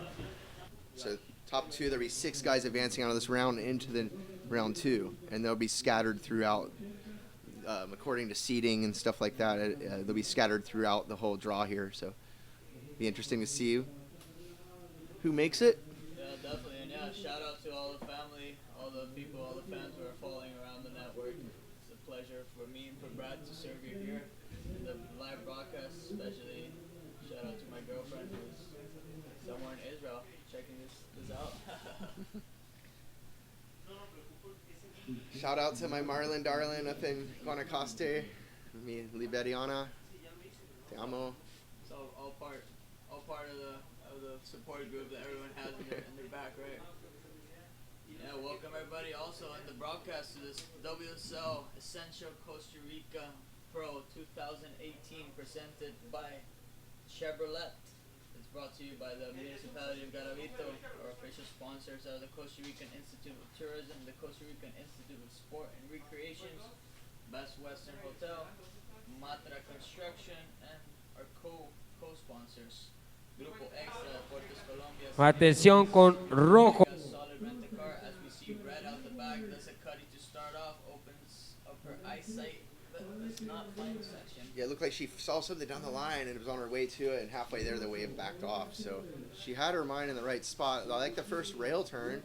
Seems like she's riding a lot, like a nice adequate amount of volume on that board, but it's still allowing her to turn it on a dime. So I just want to see her get on like a little bit better wave and see what she can do. That was Paulina Summers from Costa Rica. So far we have both these girls advancing. Looks like the men have paddled out on the south side of the screen. They're urged to stay out of the girls' way for the next minute and a half. Here we go. White has a nice looking right in front of her. Goes for a cut to start off and really pushes my against gosh. the second turn. You could hear the elevation of the crowd on the beach and everyone cheering, and I felt it. I got goosebumps right then. That was a great turn on the inside. Out the back. Paulina answering back. Redirection change. How was that? That was what you were talking about, Brad. Just banking the section, going straight into the flat, putting it all in the line, right? Just not holding back. We saw White. Absolutely. She came out of that with so much speed because she did that. If she hadn't, she would have gotten caught up a little. And look, the judges liked it 7, 7.5, and an 8. So it comes to a 7.5 average. Yeah. Total scoreline now has a 14-point total. It's a 7.5 and a 6.5, followed by Paulina Summers with a 2.87. Her last score, 1.27, is not enough to go into the scoreline. Still in second spot. Right now, I think seconds. at this point it's kind of just get a couple waves under their belt at the contest site, and I'm sure these girls were stoked to have this heat. Just kind of get the nerves out of the way, and then round 2 feel more comfortable and think, okay, now I need to just make little adjustments. Mm-hmm. Why Pauline can wonder what she had to do, what she would have had to do to beat Rosanna in case this was a woman-on-woman appearance, like just singular competition. Yeah, that was kind of a practicing first round for quarterfinals, hopefully for these two girls, exactly. right? So that's what she needs to go back to the drawing board. Even though Paulina did advance, Yep. she can go back to analyze it, whether Yep. her dad filmed the heat or what have you, and go back and check the play tapes and Right. just think of any adjustments. Maybe it was somewhere she sat in the lineup. Maybe it was her maneuver choice. But Yep. just to see, okay, well, I made it through, but I still want to learn something. How can I improve so I can give myself more of a chance of getting through the next round? Yeah. With Venezuela and Rosani, we see her out walking into the beach. She got 2 really good waves, right? And just allowed her to really push into the sections, and she did not hold back. It was not like she was nervous or nothing. She looked Pues de like she Panamá was y going 100% Carlos all the time. Pérez. Absolutely. It just goes to show you, too, like, when you throw risk into your maneuvers like she did on that last turn, the judges will reward it. They're not afraid. They're waiting for something. They're like waiting that. for it. As we see a Houdini appearance out the back, tries to go vertical. Dana que Yeah, se that llevó el was, primer. Luis Lopez from Panama. Yeah, his timing was just a little bit caught behind at the beginning, and then he came up too late for that turn. He almost pulled it still, but Kind he of. back I to the drawing board. don't know if you saw the takeoff. He did it under the foam, under the lip takeoff, kind of like a bubble to the bottom, and tried to go up. Everything was late to the party. Yeah. Takeoff, maneuver. But hey, first wave of the heat, probably gonna be a throwaway by the end of this heat. 19 minutes still remaining. We just started. No with the harm, no men's foul. round. He's already back out Yep. in the lineup, so it's kind of like if he had stuffed that turn and it was good, and you'd say you started with a 5, Yep. then that's a great way to build. Only start bad building. thing is he'll be down in the priority line, but hey, Yeah. there's plenty of space out here at the moment. See Bruno with his beard, rocking the beard. Bruno's beard. Bruno is sponsored by Hurley, right? He's been riding for Is he Hurley still for with them? yeah, Yeah, that's he's great. been riding for Hurley for quite a while now. He Dark used to make a lot more appearances in the tournaments, right? Now he's a little bit more of an underground dog, as we see. Oh, Just white. throwing it all. No caution, throwing the caution in the wind there. Luis Lopez. So he's both of his first scores. Safe to say that they're not going to be keepers at the end of the heat. See a little obstacle on the inside there. Maybe they get extra points if they do like a rail slide off of it or something. Oh, I see someone pop shove it over the log. Freddie P. it. Freddie P. Right? Freddie P's rocking snapper must have a statue on it of Freddie eventually. Freddie's rock. Freddie's rock. Let's see. Welcome everybody back to the WSL Central Costa Rica Pro. We have plenty of action in the water. We see Red might be interested. Seems like someone was going. We see some spray. It looks like Green was doing also some job on that wave. Green had a wave off screen at the beginning of the heat. He got a 4.33 on, so he's already out in the lead. That was Carlos Jimenez, more well known as Negrini. We see Bruno, a couple of foam climbs to try to get in front of it. Really never had faced that way, right? He was always hitting the foam. 3 maneuvers though. Start of the heat, 17 minutes remaining. You're just getting the build-up point, just getting the feet on the wax, getting started. Cold weather all morning. They've been waiting for a while. I think that's Felipe Toledo's stunt double, isn't it? Maybe, huh? Yeah, he had a couple turns on that. A little down the line flow. I liked it. He's looking good. His board looks good. Looks like he seems a little more open face. And here we go, Darshan. We're gonna see. He got held off on that last one by Negrini, and now he's going on his front side, cutting back to the power source. Doing his best to dissect the chop and just sees no potential and inside decides to get back out as fast as he can to get a better wave. Body-wise, he looks like he's fired up, right? He looked like he was jumping a lot, looking a lot, but there's no section that allowed him to really hit it. You can tell he's just chomping at the bit. He wants to get through this heat so bad.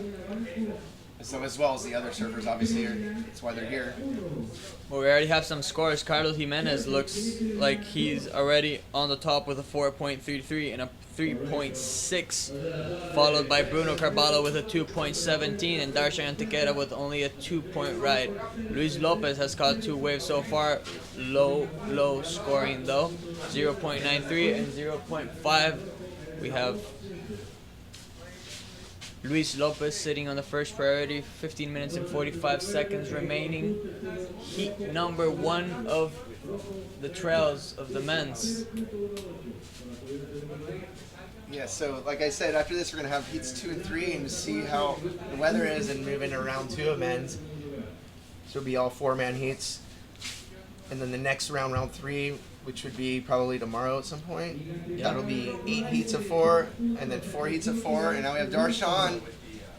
Up and riding, Nice Red, snap. looking for the section. Does a really good snap to start off. Now follows it with a second one. Tries to go vertical in the third maneuver, but loses his inside rail and ends up incomplete. You know, I think that was one of those circumstances where if he had just tried 2 turns instead of squeezing. Well, I like that he tried something end, but maybe not done the second turn. Yeah, hold on the bottom turn a little bit longer and try to go for the foam. We have the Panamanian who has only tried to go for the air.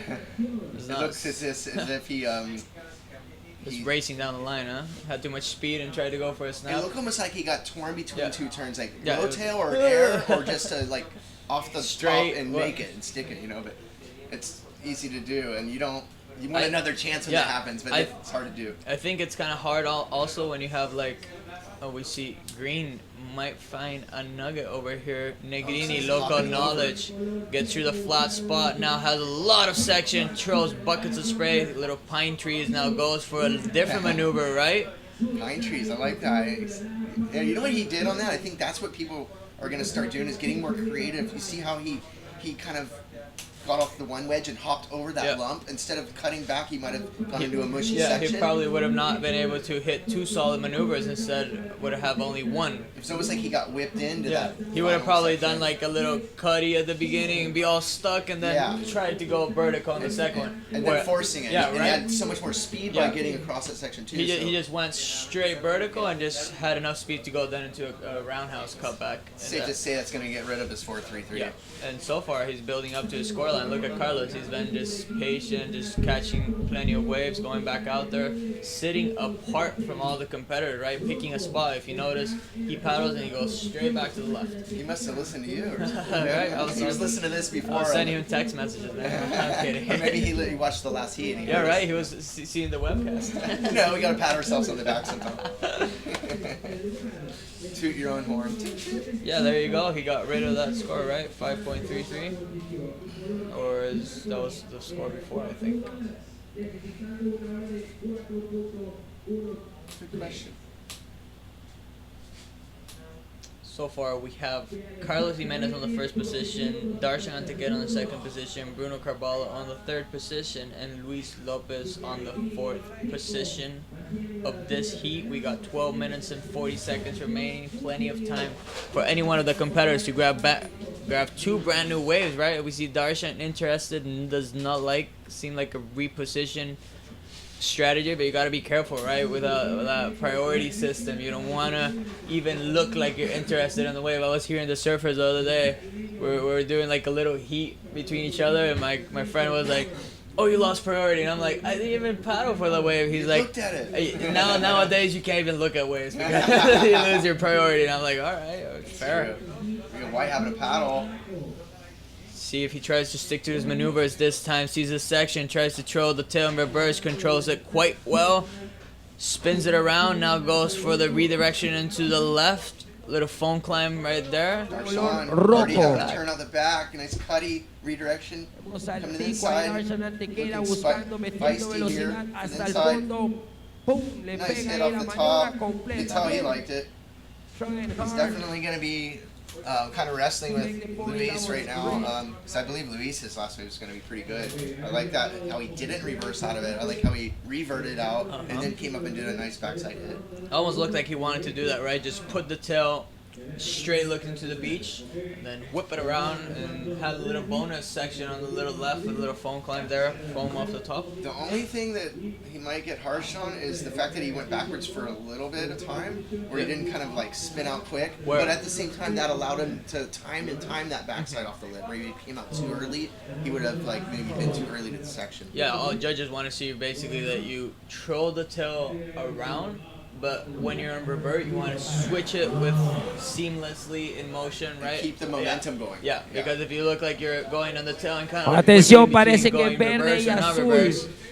Toledo. Azul Wait, intentando el roundhouse. Bruno. Backside. So it's sharp eye Hurley, beard. Come on, it's looking for an inside section here. Seems like never put 100% into one turn in that wave, right? Just always looked like he was just wiggling around. But hey, it's 10 minutes remaining. Yeah, I mean, he did what he could on that wave, Yep. I believe. So, once again, like doing what the wave calls for, the wave didn't call for much on that. Seems like the conditions are getting a little bit rougher. We had a little bit more clean wall before, but look at this right coming in right now. It still looked like it entered some deep water right there. And right now, there's no space for a maneuver on that wave. So on that, it would have been maybe just one turn, and that's it. And, then, you know, you're not going to get more than I mean, maybe a 5, but I don't know. This section probably wasn't critical enough to get a 5 on that. You gotta right? You gotta go huge, almost. a big spin or something. Yeah. Or almost like a big layback carve coming back into the power section. But once again, if you push too hard on that wave, Yep. it would have just you would have gone off the He's back. gonna blow the fins away. Go through the wave. As we see Luis Lopez, the Panamanian, doing some more work, throws the tail around. He's looking for the error, really. Back foot slipped off, it looked like, and off the traction pad, and looks like that was his downfall on that one. He's definitely looking like spunky when he's on the wave, huh? I'm thinking he's got potential. Maybe he's just like a little nervous right now. Never seen him surfboard. I can tell he's got skills. Yeah, 3.17 for that wave that he went for the revert. And Bruno Carvalho looking to do some work, goes for a nice little vertical off the top, puts the hand back, goes for one of those layback carbs, and does not allow him to get in front of the section. So a hand back snap instead of layback? Kind of hair, right? First term is nice. Here we go, Darshan on the left off the back. Nice cut back. Looking for some more vertical wall here. See, he's getting across that flat section pretty well, trying to connect to that next ball. See if it allows him. One inside hit, banks it. Nice and clean finish. You hear some whistles on the beach from his fan base, right to the first aid booth. No, that was the flag. So yeah, this is a pretty interesting. Yeah, we've had some good scores in this heat, right? We see Darshan and Carlos really fighting for that first place. Similar scores. 2 points of difference between them so far. We're gonna wait for that wave of Darshan. The last wave seems like it's gonna be a nice score. See, what the judges do is they'll compare rides to other rides previous to the heat. So like Jimenez's wave is the best wave of the heat with a 5.33. Now any wave that someone gets, they're going to compare it to that. Yeah. Especially when they need scores like you see there, 6.03 for Bruno and 6.46 for Luis. They're going to have to get the best wave of the heat. So they're really going to have to do something to impress the judges. Yeah, and I think Darshan is gonna maybe change the draw a little bit with the last score that he's dropped. It seems that it comes in at a 5.13. Wow, nice. Yeah. He's just chipping away. You know he wants to go backhand, Yeah. like you're saying, and really show what he's got, but the rights are just, I think, a little more challenging today. However, sometimes it's easier to surf backhand on trickier waves. Yep, you got the chance to really go down low to the bottom and kind of just put the board more vertical a lot. Not easier, but with a lot more control, right?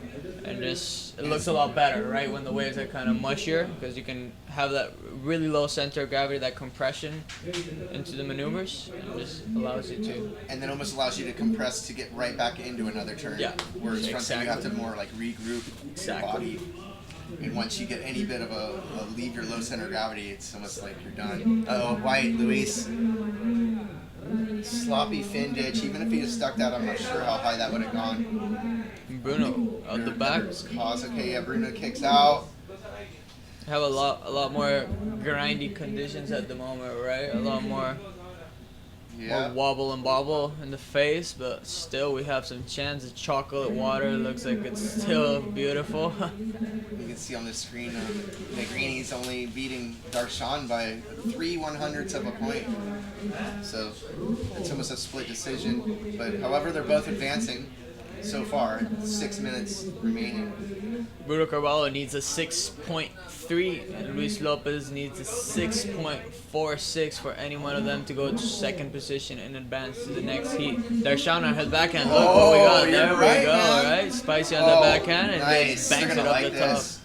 Best wave of the heat. Still some space. Nice. See how he has that. Man, he has improved. He's really grown into his body well. Sometimes when you hit these growth spurts when you're growing up, it's hard to adjust to keep your low center. He trains a lot, man. I You see. can tell. I He's see a him. solid nugget, huh? He is. That's what I was talking about, his backhand. He just looks like he has just a lot of pivot once he gets to the lip. He has a low gravity center bottom turn, goes really vertical, but once he puts the board into the lip, he just like pushes and torques it and pivots really, really quick, which just allows him to kind of like figure out if he wants to push hard and throw water, or kind of like stay low and more compressed and throw the tail around fin ditch a little bit more like. Me being a goofy footer, and also I feel like my backhand's stronger, not to talk about myself, but I definitely appreciated that surfing from Darshan, and he's still really young and he's looking really polished, and man, I can't wait to see like what he brings through the years to come. definitely, as you mentioned, he grew really well into his body, right? It's not that where suddenly you see kids go and just stretch, but kind of like stay skinny. Yeah. And they don't even know how to change They equipment, get more right? top heavy. Yeah, right. Yeah. And like they got to do whole adjustments of equipment, longer boards, equipment heavier is big, volume. yeah. Whereas like kids, I've seen kids who've grown like a lot and they're still using their 5.6s, and I'm like, hey buddy, you should start getting a couple inches on that nose. Yeah, you don't want to start going backwards. Yeah. So yeah, we have 4 minutes and 15 seconds remaining. Pretty soon it's gonna look like you're skimboarding. The judges liked it too. They gave him a 7 on that backside wave for Darshan. Nice. I'm gonna split peak situation here. Split peak soup. Negrini with an aerial attempt. Not riding out of it. Looks like Luis was on the right. Seems like he did a little air also, but does not ride from it neither. So yeah, Darshan with that 7.0 goes straight into first position. Bruno, immediate response, foamy wave to start off, does a full roundhouse, taps the foam to keep the speed, and does a half mid-wave turn right Yeah, there. like you were saying, I want to see a little more commitment Yeah, from Bruno. his body language does not look like it's 100%, I would call it. It's like almost like he's just going through the motions. Yeah, it's just but like- I also don't think he's had a good wave yet, like a real good wave. Yeah. That's, Definitely has not allowed him to push how he does. He has a lot of powerhouse. Once he gets to section, he does his laybacks where he just throws the tail forward, as you said. that's sticks. what he needs to do right Yeah, now yep. to get through this heat. 3 minutes and 10 seconds. 6:06. So if he can get a wave similar to Darshan's, Yep. but obviously they're two different types of surfers. Yep. Similar score I'm talking about. Then yeah, he could do it. Darshan did 2 big maneuvers in that wave and got a 7. Yeah. So that's all you got to do. The 2, first turn once yeah. again through a lot of spray. Pine trees. Pine trees. I like that. Darshan on a forehand now does not want to hold back. Goes for a cutty to start off. Kid looks like he's on fire. Roundhouse, second maneuver, keeps the flow through the inside. See if he gets the reform. Bounces his board up and down. Negrini out the back with a full roundhouse also for himself. His style of this maneuver goes for a full roundhouse again. Seems like the wave enters deep water and gets out of there quickly. Wow, Oh, Darshan Darshan. finishes on the sand. It must be the checkerboard, man. I don't know. He's been using this board for a while, and it seems like he free surfs with another board and has this thing. It's the magic board. Keeps it on ice. Yeah, keeps it on ice. It's under the air conditioner all day. It gets lighter. Yeah, the bird's looking really good for him. He's sponsored by Grom. Grom USA, yeah, Great. just like Samuel Rady, Uh-huh. both on the team. Grom Saw USA. Sammy in the draw. He's Yeah, in the next he's round. in there. Yeah, he's a heat with Anthony Fillion. Oh, yeah, that's a tough heat right there. That'll be a I mean, fun one. They're all tough heats. But yeah, Darshan is just, he keeps on impressing me. Solid surfing. Bruno on a way better wave. Oh, not getting like the turn he wanted for sure. He Halfway almost through the turn he already knew. yeah. He almost like tried to fit 2 maneuvers in 1 maneuver space. We see. I totally agree. That was a nice hit from Luis over on the left side of the screen. It's like Bruno almost could have like delayed the bottom turn a little bit more and hit the banking section coming out instead of trying to go half a turn. I pictured what he wanted in his mind to do. It's like a layback gouge where you keep the rail engaged into a bottom turn, then ding it, and then wham, nail the end section. But instead, it didn't work out like that. The wave didn't allow it. But and like I would have much rather seen what you were saying and do what you were saying is hit that section. The conviction. Looking to get across the section with a nice off the tops. Does not see more potential down the line. Decides to get out of there as quick as possible. 50 minutes on the clock. So far, we have Darshan Antequera stealing the first place out of Carlos Jimenez, still in second place, followed by Bruno Carballo and Luis Lopez on the 4th position. Seems like Bruno now drops to 4th. Luis goes back to 3rd position. His last wave of 5.30. 30 seconds. 30 seconds left. He only needs a 4.37 now Yep. for the Venezuelan. He's better start paddling fast, huh? Or Panamanian, I'm sorry. Yeah. Bruno Carballo seems like you want to has a little bit of space, maybe get a last chance buzzer beater. He needs a 6. It's doable. 15 seconds. Looks like something might be coming in right now to him. I mean, 7 seconds. This is it. No. No.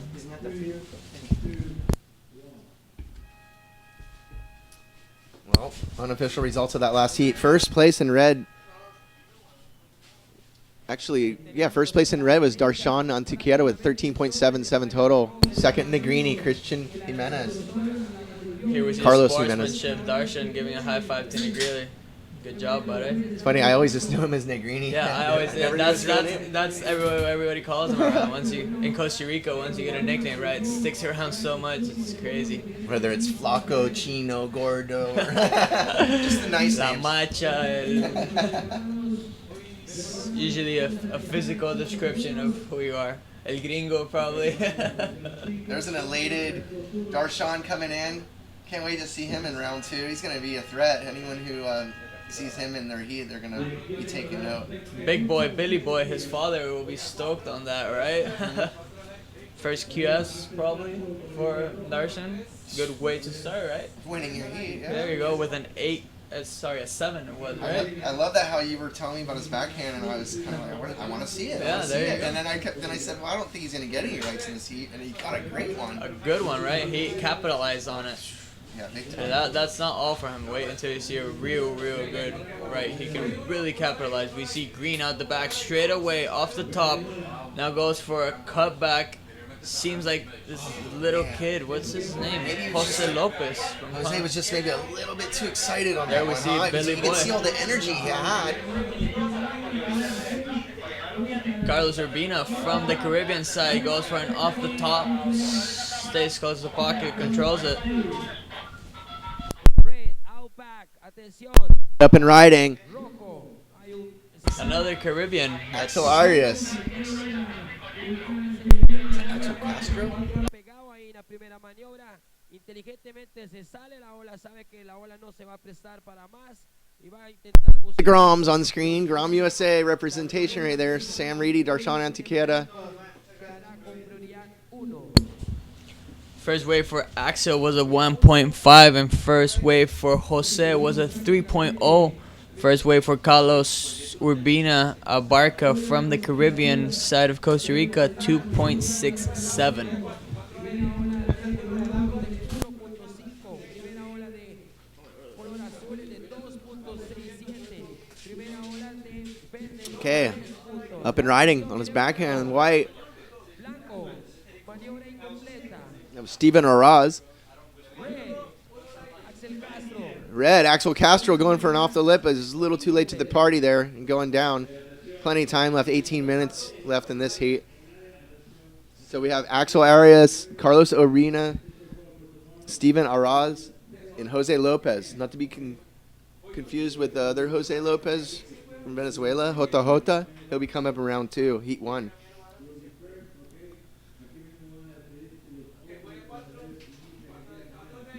Looks like we got a paddle from Urbina here in the Caribbean side on his backhand. Going a little bit in front of the power source here. The wave's just not really cooperating. He's getting over this flat section, still putting it up backside, just trying to finish the wave and start building some scores here. Now he redirects on his forehand, cutting back. A little cheeky 360 attempt. Fakey, Pretty sure that part won't even be counted in the wave. Here we have White out the back, going right on his forehand. Bigger wave. Hitting it nice and vertical. Let's see if we can get around it. Nice whitewater climb. Those are a lot harder to do than one would expect.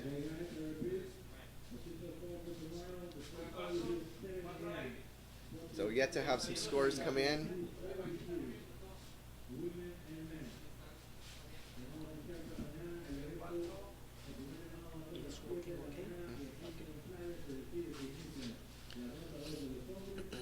Once again, welcome if you're just joining us to the 2018 Esencial Costa Rica Pro. Brought to you by Chevrolet and Municipalidad de Garabito.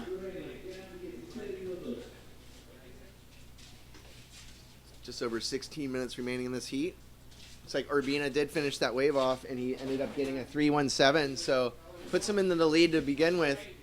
Temporarily, we'll see. It's all pretty much a low-scoring affair here. Roz did get a 3.7, which is the best wave of the heat. And yeah, I just heard out there that we're gonna definitely run to the finish of this heat, men's trails, and then we're gonna hold on standby for tomorrow morning. Make the call for who's gonna run either the women's or the men. Yeah, I don't think we're gonna run any second rounds of men or women today. Yeah, I did look at the radar earlier. It looked like we had a nice little window break. I Yep. mean, it's still, obviously, you look out there and it's, you call that a window. You don't want to see it when it gets bad, right? So yeah, I think there was more weather moving in, like more towards noon today, or beforehand. Obviously, you see it moving on already. Yeah, it's this tropical depression going around the country right now. The Caribbean or Pacific side, it's both of them. It's Sounds depressing. wet.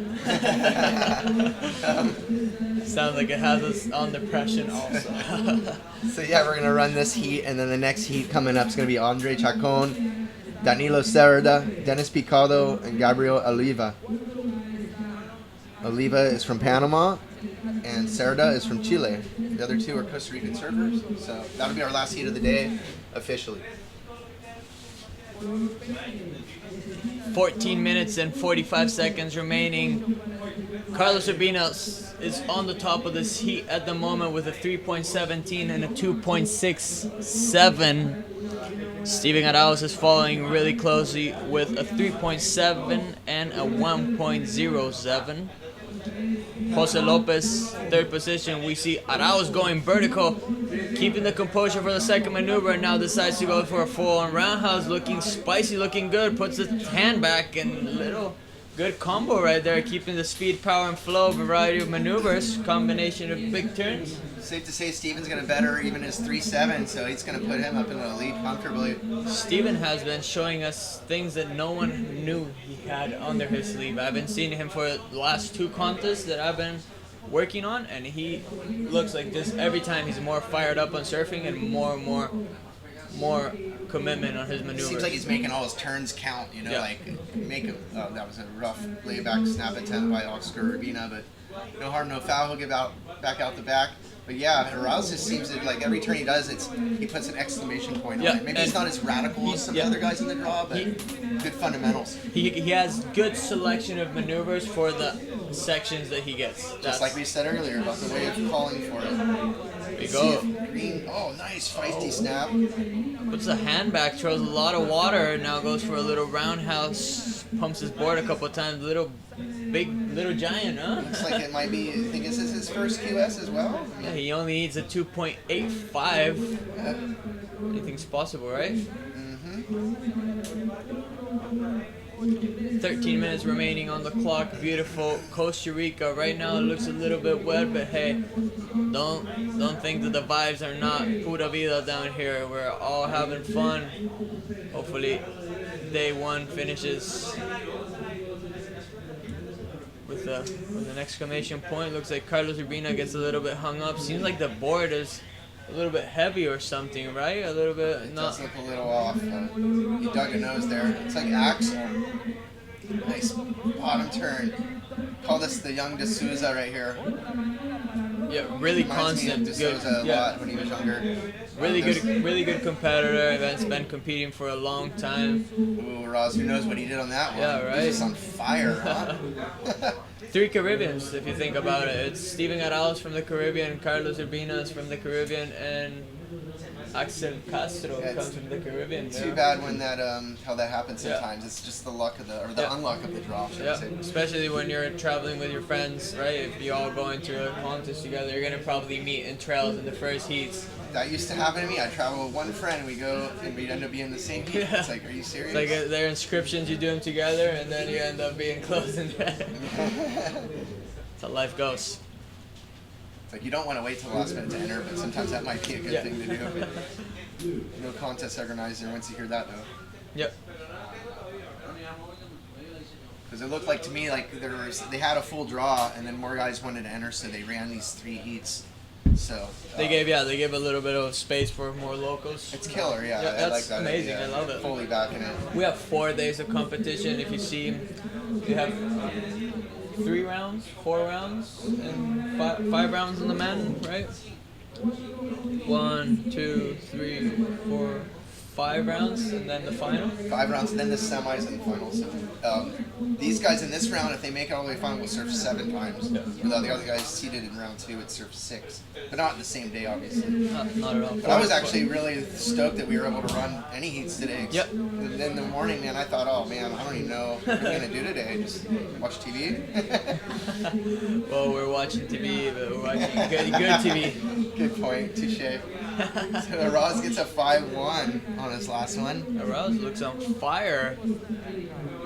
5.1 and a 4.83 has him on the lead with a total of 9.93, followed by Jose Lopez with a 3.6 and a 3. I think that 3.6 was from that layback hack that we saw down the beach. It's safe to say Jose is in sort of the hot seat, shall Yep. we say right now, because Arias did get a 4.27 on those 2 good hits in that right. So all he needs is a 2.33 to move to second.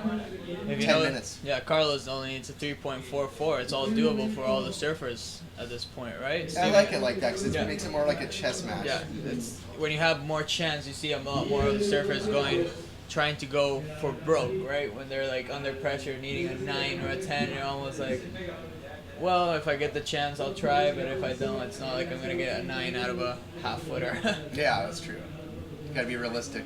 Realistic. Unless you're Felipe Toledo and you're doing 2 reverses and 5 pop shots in the same wave. Which still. We were talking earlier about power in small packages. Toledo's a perfect example of that, how he just gets so compact and he surfs right in the pocket so much that he throws so much water. Yep. Now he's like building up his body, and now he's like throwing buckets out the back. For a while, it was like people would talk about him as not having rail game and not Exactly. having big wave barrel skills, but now he's putting in his work. He went to Chopu early to do the work.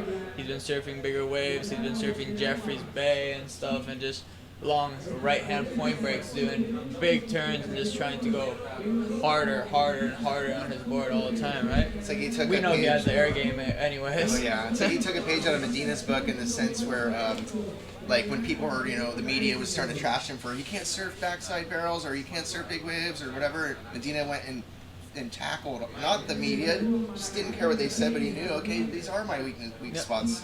I do need to improve on these, and he did, and look what happened. Yeah, when surfers are 100% conscious of what they need to work on, it gives them more space for improvement, right? When you're just like all snotty about it. Yeah, it's like you got to get your head out from between your legs first, Yep. and then There you go. open your mind, buddy. Open your The mind. mind is like a parachute; it only Yeah. works when it's open. Yep. And you always gotta have the intention to keep learning, right? Keep progressing throughout your surfing. We see the free surfers. Oh, Green just came out from a nice vertical smack. It looked like foam climb. That part is just it looks so difficult to contend with there. Axel Castro. Oh.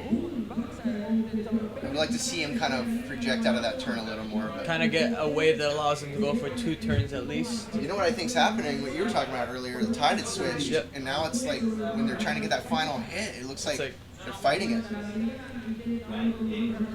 Carlos Urbina stays close to the pocket, trying to find the Look at insider. that. Goes back to his belly, So back this- to his feet. Does this Still count as pumps, 2 pumps, waves, pumps. 2 scores in 1? No. Yeah, you're saying that board is just not agreeing with. I don't know if it's just the conditions, like Yeah. maybe that board works killer at Hermosa or something. Yeah, There's certain boards that like are good for yeah. that. Definitely type an of wave. epoxy wouldn't be good out here today. Too much chop. Too much like the kind of bouncy flex I call it. The epoxy have where you. Is that what he's riding, or you don't know for a fact? I don't know for a fact, 'cause it definitely looks like a rusty, so it could be that PU core, Oh, okay. or where it's like Oh, Roz, how's that bottom turn? backhand, seamless in motion, Oh, goes man. straight into the other one. Now pumps his board a couple See the times. shoulders? Body mechanics. Body mechanics has like a really wide shoulder hand kind of leverage, right? As It's soon not- as he's bottom turn, he's opening the shoulders up towards the lip, like the invisible X we're talking about that you want to Yeah. hit. And man, it just opens up the rest after that. Jose Lopez again on his backhand trying to build some points on the inside, pumps his board around. Now we're having a lot more grindy conditions. The judges definitely are going to adapt, right? They see the waves are getting a little bit more fat, more into open ocean, more or higher tide, so they're gonna adjust, right? If you're doing 1 or 2 big turns, you're gonna definitely get close to the excellent or into the excellent range at this point in time. Yeah, just to avoid the judges splitting hairs, Yep. you know, between scores, you definitely want to like make it super obvious, you know, that like yes, I got the score, you know. That's cool. I haven't really seen anyone claim any waves. No, right? So far, that's Even cool. Darshan, it seemed like he He, wanted he, to. he, You he know? did almost like no claim.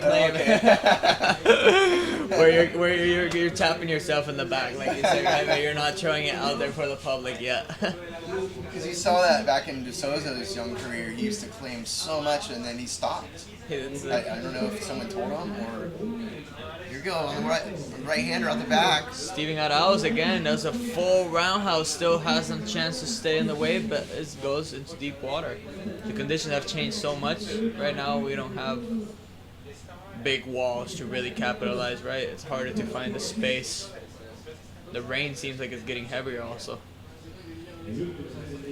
It's funny when it rains and you're in the lineup and you think you see waves because the contrast is so hard to read, but it keeps fooling you. It's super deceiving. Like you said, you keep wanting to paddle out further.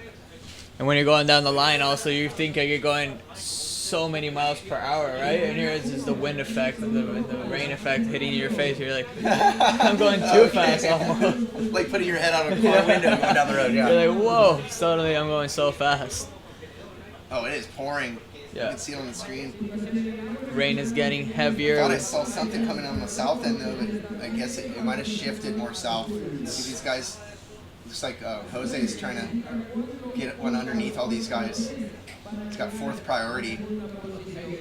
The next heat, we're going to have André Chacon from Costa Rica, Danilo Cerda, Denis Picao from Costa Rica, also, and Gabriel Oliva from Panama. The Chilean Danilo Cerdas will be companioning them also. Interesting heat so far. Steven Arauz has set in the first position. Surfers, I think, are shifting their mindset right now for the last heat, being, I got to catch plenty of waves, that's what I would do at the moment. I would try to sit somewhere and catch plenty of waves. It looks like to the right of the screen, there's a lot more action. It's just all over the place, really, huh? Yeah, it looks like Axel in red is sitting south of everyone, but he has 1st priority. So maybe that's why those guys are trying to avoid him, just because they know if they're sitting around him and anything out of with scoring potential comes in and he's around, he's gonna take it. He's a young kid, but he's so like seasoned with competition already. Focus, you know that kid's going places. Yeah, definitely. Since young, his father is a good surfer, right? Spiritually a good surfer. He has great vibes. He gives a lot of just like a good mindset to the kid, really.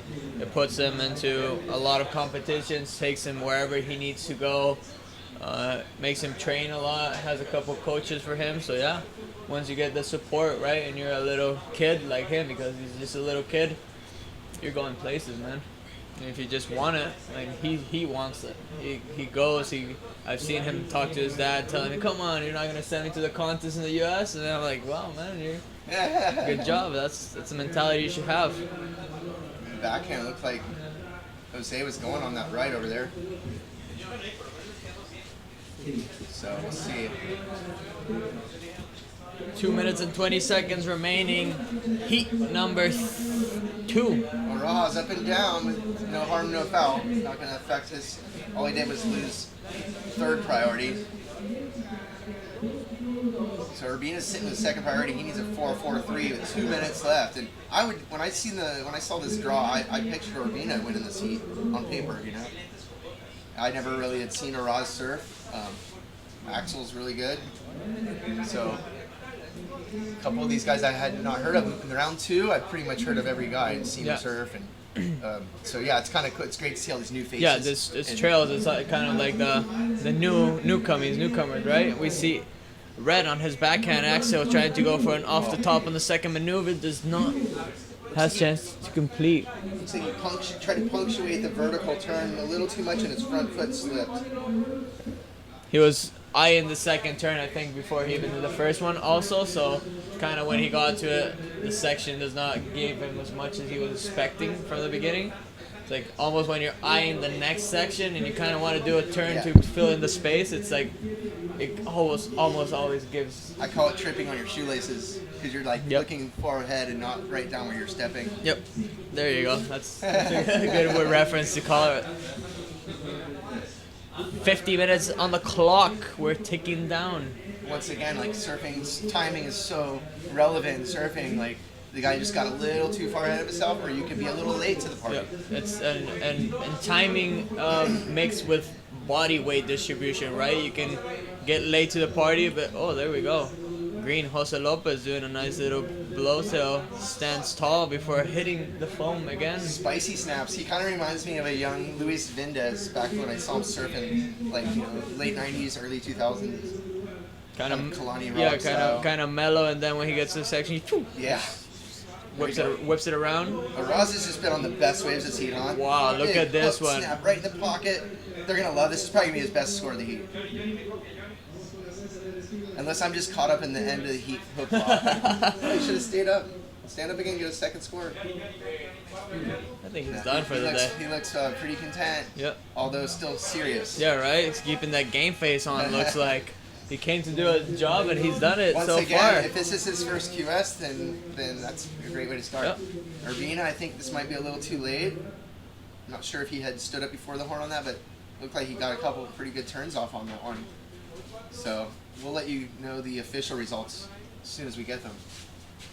Looks like I was right. Araz did get a 6.83, way beyond his 5.1. They like that. The set wave, big hook snap Yep. right in the pocket, and then a nice late closing hit. They've been liking that, right? They're just like a Wham, wave, wham, you a know. wave that allows you two maneuvers in a little space, but it still allows you to hit them both hard. Yeah. It's like what they've been liking. Instead of doing a turn, Yeah. then hopping, and then eking Yeah. out a second Yeah. turn. They want to see that wham and wham. Just straight top to Yeah. bottom, right?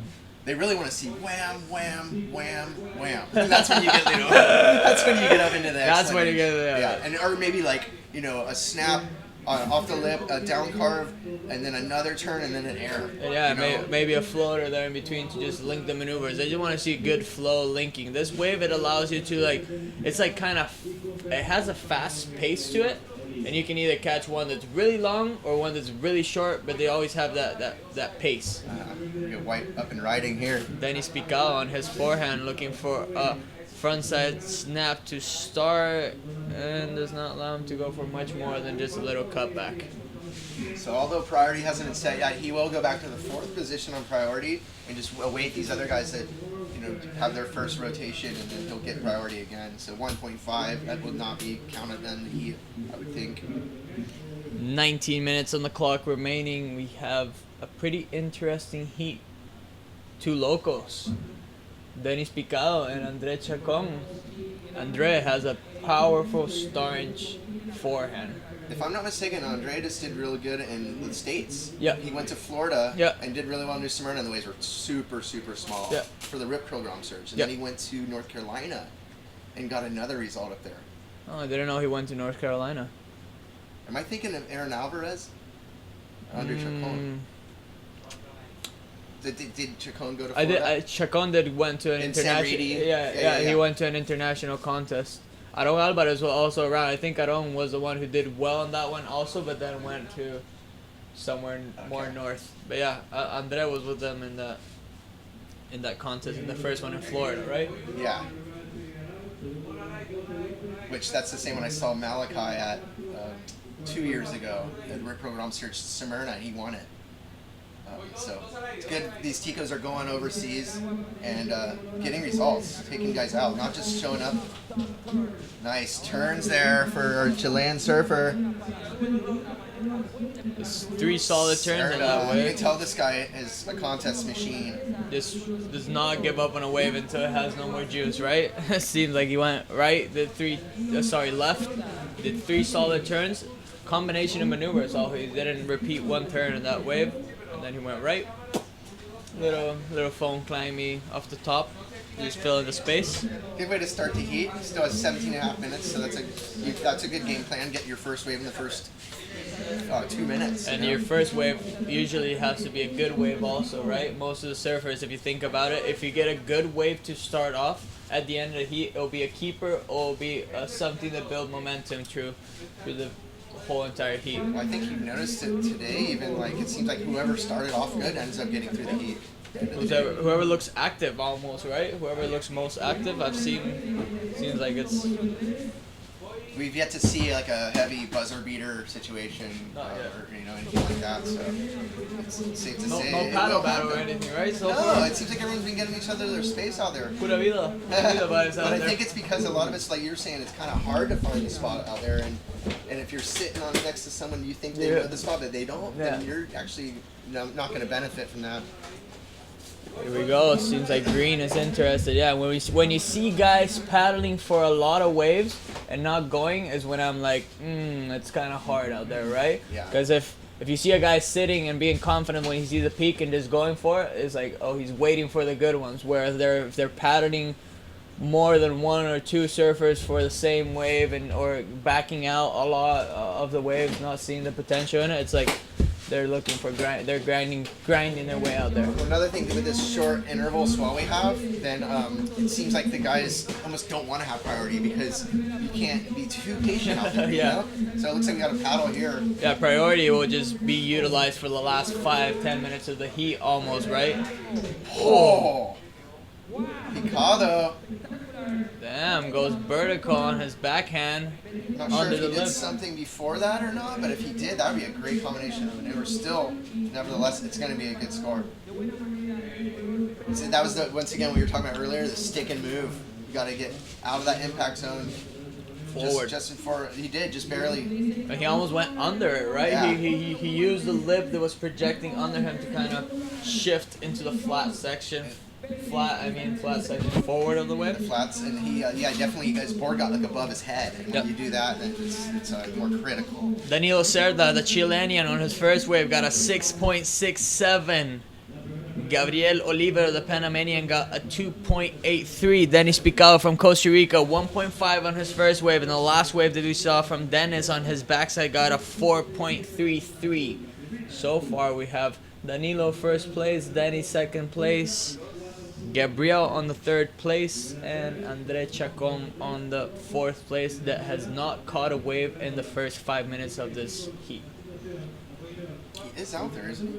I think so. See the red jersey? Haven't seen it so far. Yeah, there there he you is. go, right Yeah. there in the middle. And he has priority, so he's gonna kind of hunt these guys down.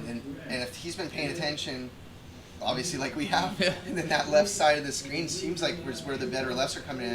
And we see Here he goes. Andre using his priority, utilizing, doesn't know if go right or left. Man, he got Undecisive. indecisive there, and it was like if you wait that little bit of time, then the section crumbles down. You- on you. But you you al- know what? The left didn't look that good either. No. So You almost want to like be 100% sure if you're going left or right and redirection your board towards either the right or the left when you're paddling At into least the that wave. part, Yeah, because especially in conditions like this, right, where you almost like want to use your paddling speed at the beginning to kind of like go into your first maneuver, right? to match the speed Yeah. of the wave. Yeah. Whereas if you're just dropping straight, kind of, and then You're already going- losing yeah. your speed 'cause you're at the bottom of the wave. unless it's like a hollow section where you can. Some ways call Yeah, for that once yeah, again, but not again. today. I don't think so. So, yeah, it's interesting. So yeah, that like you don't want to know what you're gonna do on the wave already, but you definitely want to know which direction Yeah, you're gonna yeah. Either don't pull a straight hander. go. Yeah. Oliva, Panamanian getting a quick one, little hit, trying to back up his 283. He does need a 301 to overtop Dennis Picado right now. Yeah. But Dennis also has a 1.5 backup, so safe to say we'll get a better one. Sarah up and riding, cutting back, trying to get over this lump here. Doesn't like what he sees. Seems like the high tide is affecting a lot right now. At the peak of the tide, it's around 10:13 a.m. in the morning here in Costa Rica. So yeah, definitely high tide, definitely changing conditions. But we see a couple bumps and lumps out the back. Ojo, seems like this left is gonna be best wave of the heat, and no one is in position for it. White might have a chance right now. Look at that one. That would have been a big You would have scoring. been sitting pretty far at the back for that, huh? Yep, that was unexpected for them also, but it's gonna reform on the inside also. So Dennis notices that, gets on that wave, pumps his board a couple of times. Look at this big foam coming towards him from the right. Might have chance for a reform to redirection. Seems like he liked it anyway. Andre Chacon going left, gets out of there. Seemed like Andre is good on good waves, but has a hard time when it gets kind of shuffled. does he? Yeah. On good waves, he's a menace. On small, clean conditions or big, clean conditions, he's a menace.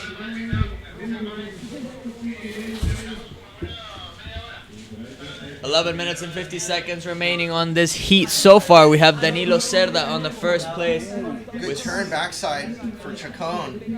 Another good turn. This is going to be a great score. Cleaner face on this wave, huh? Oh, you just had to jinx him right there. And Yeah, good. Yeah, he's got a good score there. You gave the crowd really officiating as well. He's getting active. It's getting active, huh? It looks like it was having a little bit of a rest for a second there. We saw that big set, and suddenly everybody's catching waves.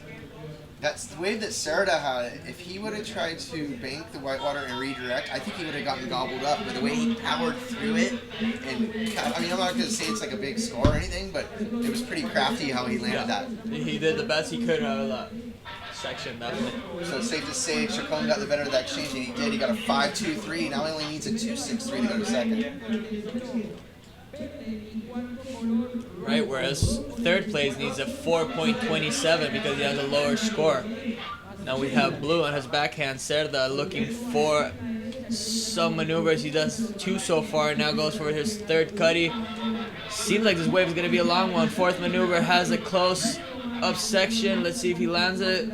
He couldn't even... I felt like the turn before the last one was the money turn on that wave. It was almost like he set the whole wave up to do that, which...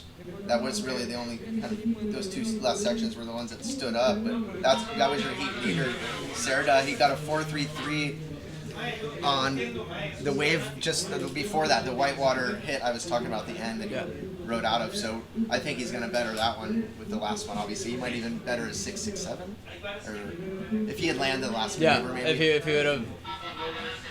he would have maybe combined a little bit. Also, if he would have went for a little roundhouse full backhand kind of roundhouse boom and kept going forward. I think the judges today. He did a couple filler turns kind of like yeah, for sure. He would have, instead of doing those two fillers, went for a more extensive. Has this little chip in from Chacon. No, it just doesn't pan out, but he's just trying to get creative there. 9 minutes 40 seconds. You know, he only needs a 2-6-3. It's kind of hard, right? When you have a high score and a low score, you're always like, I know I can do it, but I better do it like right now. It's always like that feeling. For instance, like if he could have got a 3 out of that wave and moved him to second, and then he would feel, okay, now I'm in second, and it would actually put more pressure on Picado. And maybe that's what he was trying to do. Then go for like a 6 again, and then put it away, put it to bed. Is that Billy? Billy boy. BG. 9 minutes left, and this is our last heat of the day? Or are we going on hold to see if we're running the second round, or are we not running the second round? Haven't heard officially the call, but we're going to get to you for that in a minute. Serta, not liking that one.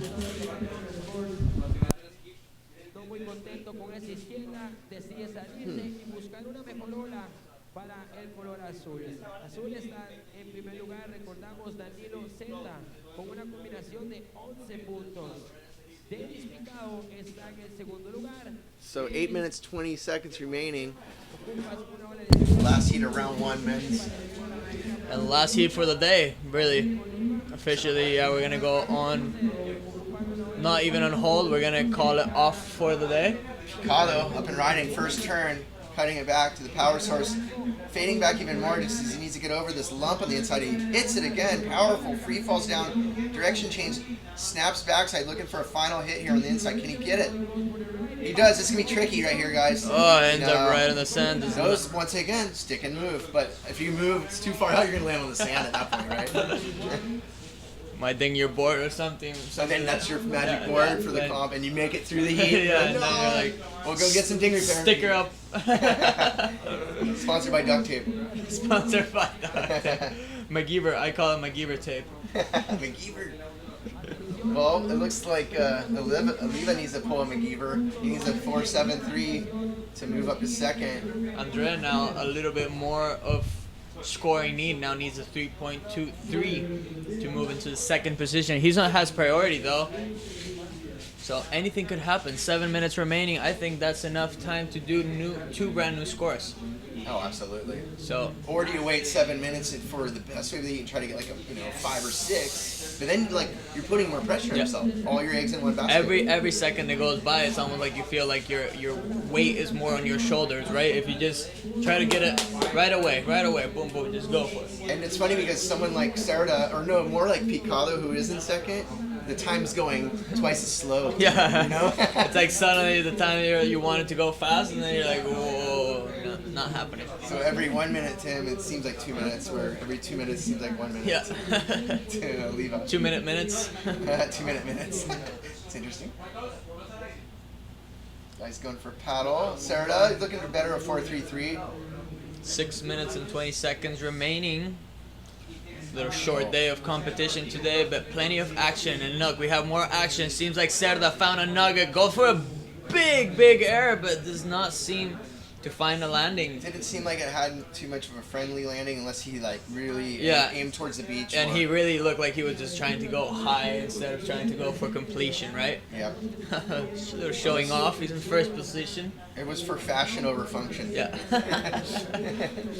But yeah, to it get looked like he needed to angle more towards the beach if he really wanted to stick it. But at the same time, why risk an ankle injury right now when you're already in first? Yeah. Picado looking like he's going to go on this left if we can pan back over. No, it looked like he didn't like the wave, so Green having a look there. 5.5 minutes. Picado looking at better. Dropped that 4.13. And he wants to get anything. Well, he wants to get something substantially better just to put the pressure more on Chacon and Oliva.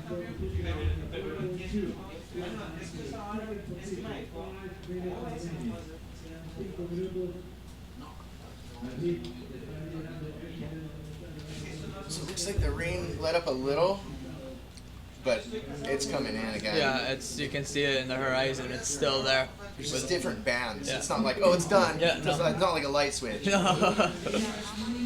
just turn it off. Okay, now it's sunny out. So we're going to be dealing with this weather this weekend. Picado up and riding, fading, coming up vert, hitting it, trying to get over this fat section. Looks like he will maybe cut back right, kind of bank it. Looked like he was gonna. Forensic surfing. Sarda, tail slide on the inside. Curious to see what Picado did on the inside. However, he would have probably had to do something pretty dynamic Yeah, to get. to better that score. He already had 2 good waves, and he did the max out of that wave. So instead of he did something wow factor in that wave, there's not.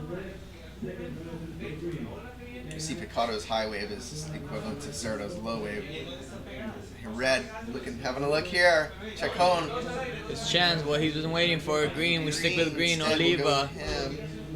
go for a cutty. It seems to me the right side of the contest zone, the lefts go into a real deep spot. Yeah. Where the ones on the left side of our zone go into more like a better sandbar. Into the middle, the left coming in the left side are a lot better. Kind right? of gutter ball. Yeah.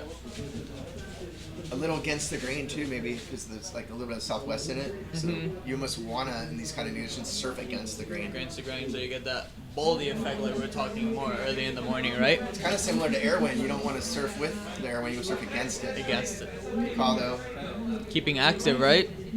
he's definitely liking that left over there, but not finding the right one. Oh, it seems like we have a little bump and lump out the back. Let's see if there's space for any of these competitors to close the section with an exclamation point. Andy seems like he's still grinding himself. Might not done much on that last wave. 2.23. He now needs he betters his score, but still needs a 3.23 to go into second place. Oliva now falls into third position. Oliva needs a 4.73. Dennis Picado sticks to the second position so far. He needs a 6.67 if he wants to better and go into first place, where Danilo Cerda is with a 6.67 of himself and a 4.33.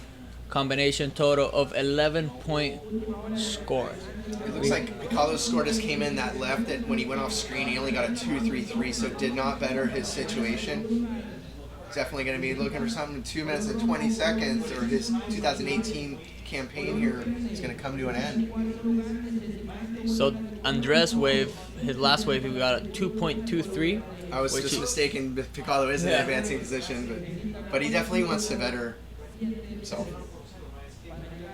Who doesn't, right? Yeah. So Chacon's the one that needs a 3.23. Seems like his campaign's over. Spells Oliva with a 4.73. That wave looked pretty clean. Yeah. It's like it gets. Oh, look at that, right? This is almost a peak to nowhere. Like drop in and there's nothing there. Here we go. Andre on his forehand. Oh, yeah. This is it. Big roundhouse carve. He's got it. Big roundhouse carve. Gets a little bit stuck in the bottom to a little bog right there. Pumps his board. Now sees that the inside is coming to him. Seems like he's gonna have a reform though, some space for a little fin blow right here. He goes for, attacks it, and has space for a little bit more. Takes a look at his clock. 1 minute and 27 seconds. Free surfers. Good pick. So yeah, I was stoked on that. I mean, I felt like just on the merit of that first turn, he's gonna get the score. That was a big turn. He used the full potential of his rail, just really digged into it, came back to the powerhouse. Little tap to make sure he comes out of the maneuver with speed and straight into the next one, and looked like he really wanted the score in that wave. Yeah, with these tight waves out there, it's hard for them to hold the rail that long, and he did a great job at it. Cerda going for the backy flippy. Nice. I think people are getting inspired now with all these wave pool clips. Everyone wants to go big, huh? Yeah. Everyone's like, if you're not doing a backflip, if you're not doing big spins, pop shove-its, backside alley-oops or stuff like that, you're not. Flips are like floaters. They're so passe. You're right. Yeah, we're having a good time here. I'm glad you guys are joining us. We're coming to the end of this heat right here, which is the last heat of the day. 20 seconds left. Let's see if these guys can get away. This is the buzzer beater stuff I'm talking about right now. It would have to happen right now. Yeah, of course. Special thanks to all the people who have been on the broadcast live following us through. We have been having a great time. We're going to go with the countdown for this heat. We're going to leave it in 5, 4, 3, 2, 1. Great morning so far. Men's trails and women's trails. We ran only like 7 heats this morning, but 7 really interesting heats. Really, really good scores. And look at that, Andre Chacon on the last minute. Buzzer beater, kind of gets a 4.10 and goes into second position. There we see him smiling a lot more. Darshan, who was the leader of his heat. That was a good job, buddy. Wow, talk about performance under pressure right there. And hey, he answered. I mean, he wasn't right at the buzzer, but a minute and a half left, and he got the score. So kind of had a feeling I'd see it today. Yeah, you called it. You called it earlier, right? In a couple heats, you said we haven't seen a close to the heat end situation. There we had it. Andre Chacon stealing the lead from Dennis Picado, who looks deteriorated after catching the most amount of waves in this heat. Yeah, he definitely exerted a lot of energy out there, and he tried his hardest. Hey. But the chips just didn't fall his way this heat. Mistakes are going to be proof that you're trying, so. Once again, if that 2-3-3 had, he wanted to better his 4 because to put the pressure on Chacon, but Chacon still got 4. Yeah, he almost could have safeguarded himself. Picado could have. He got a 5 or so. Yep. Valiant effort for Gabriel Oliva, who's exiting the water, surfing from Panama. Great job, Gabriel. And there's Picado still just going over the heat. Alvaro Solano, I guess, is coaching him. I'm sure they're going to be going over those play tapes, finding any kind of mistakes they can learn from. Definitely having the chance to go back and analyze that heat gives them a lot more to learn from, right? Gives them the ability to see their mistakes, see the good things also that they did, and put him onto the next heat. Move on. Next contest. Because they say the definition of insanity is trying the same thing over and over and expecting different results. Not gonna happen. So yeah, but valiant effort, good effort for Picado. There'll be many more opportunities. Keep at it and just work harder, and good luck. guess that's it for the day. We're going to sign off and come join us tomorrow at 7:30 a.m. call. Brad Hirsch signing off. And Aaron Hinkle as well. Thank you so much to everyone who followed us here. Brad and me signing off from the booth. It was a pleasure for us giving you the information about the heats all morning. And hopefully we see you tomorrow morning at 7 a.m. with the call. Pura vida. Peace out. Yew.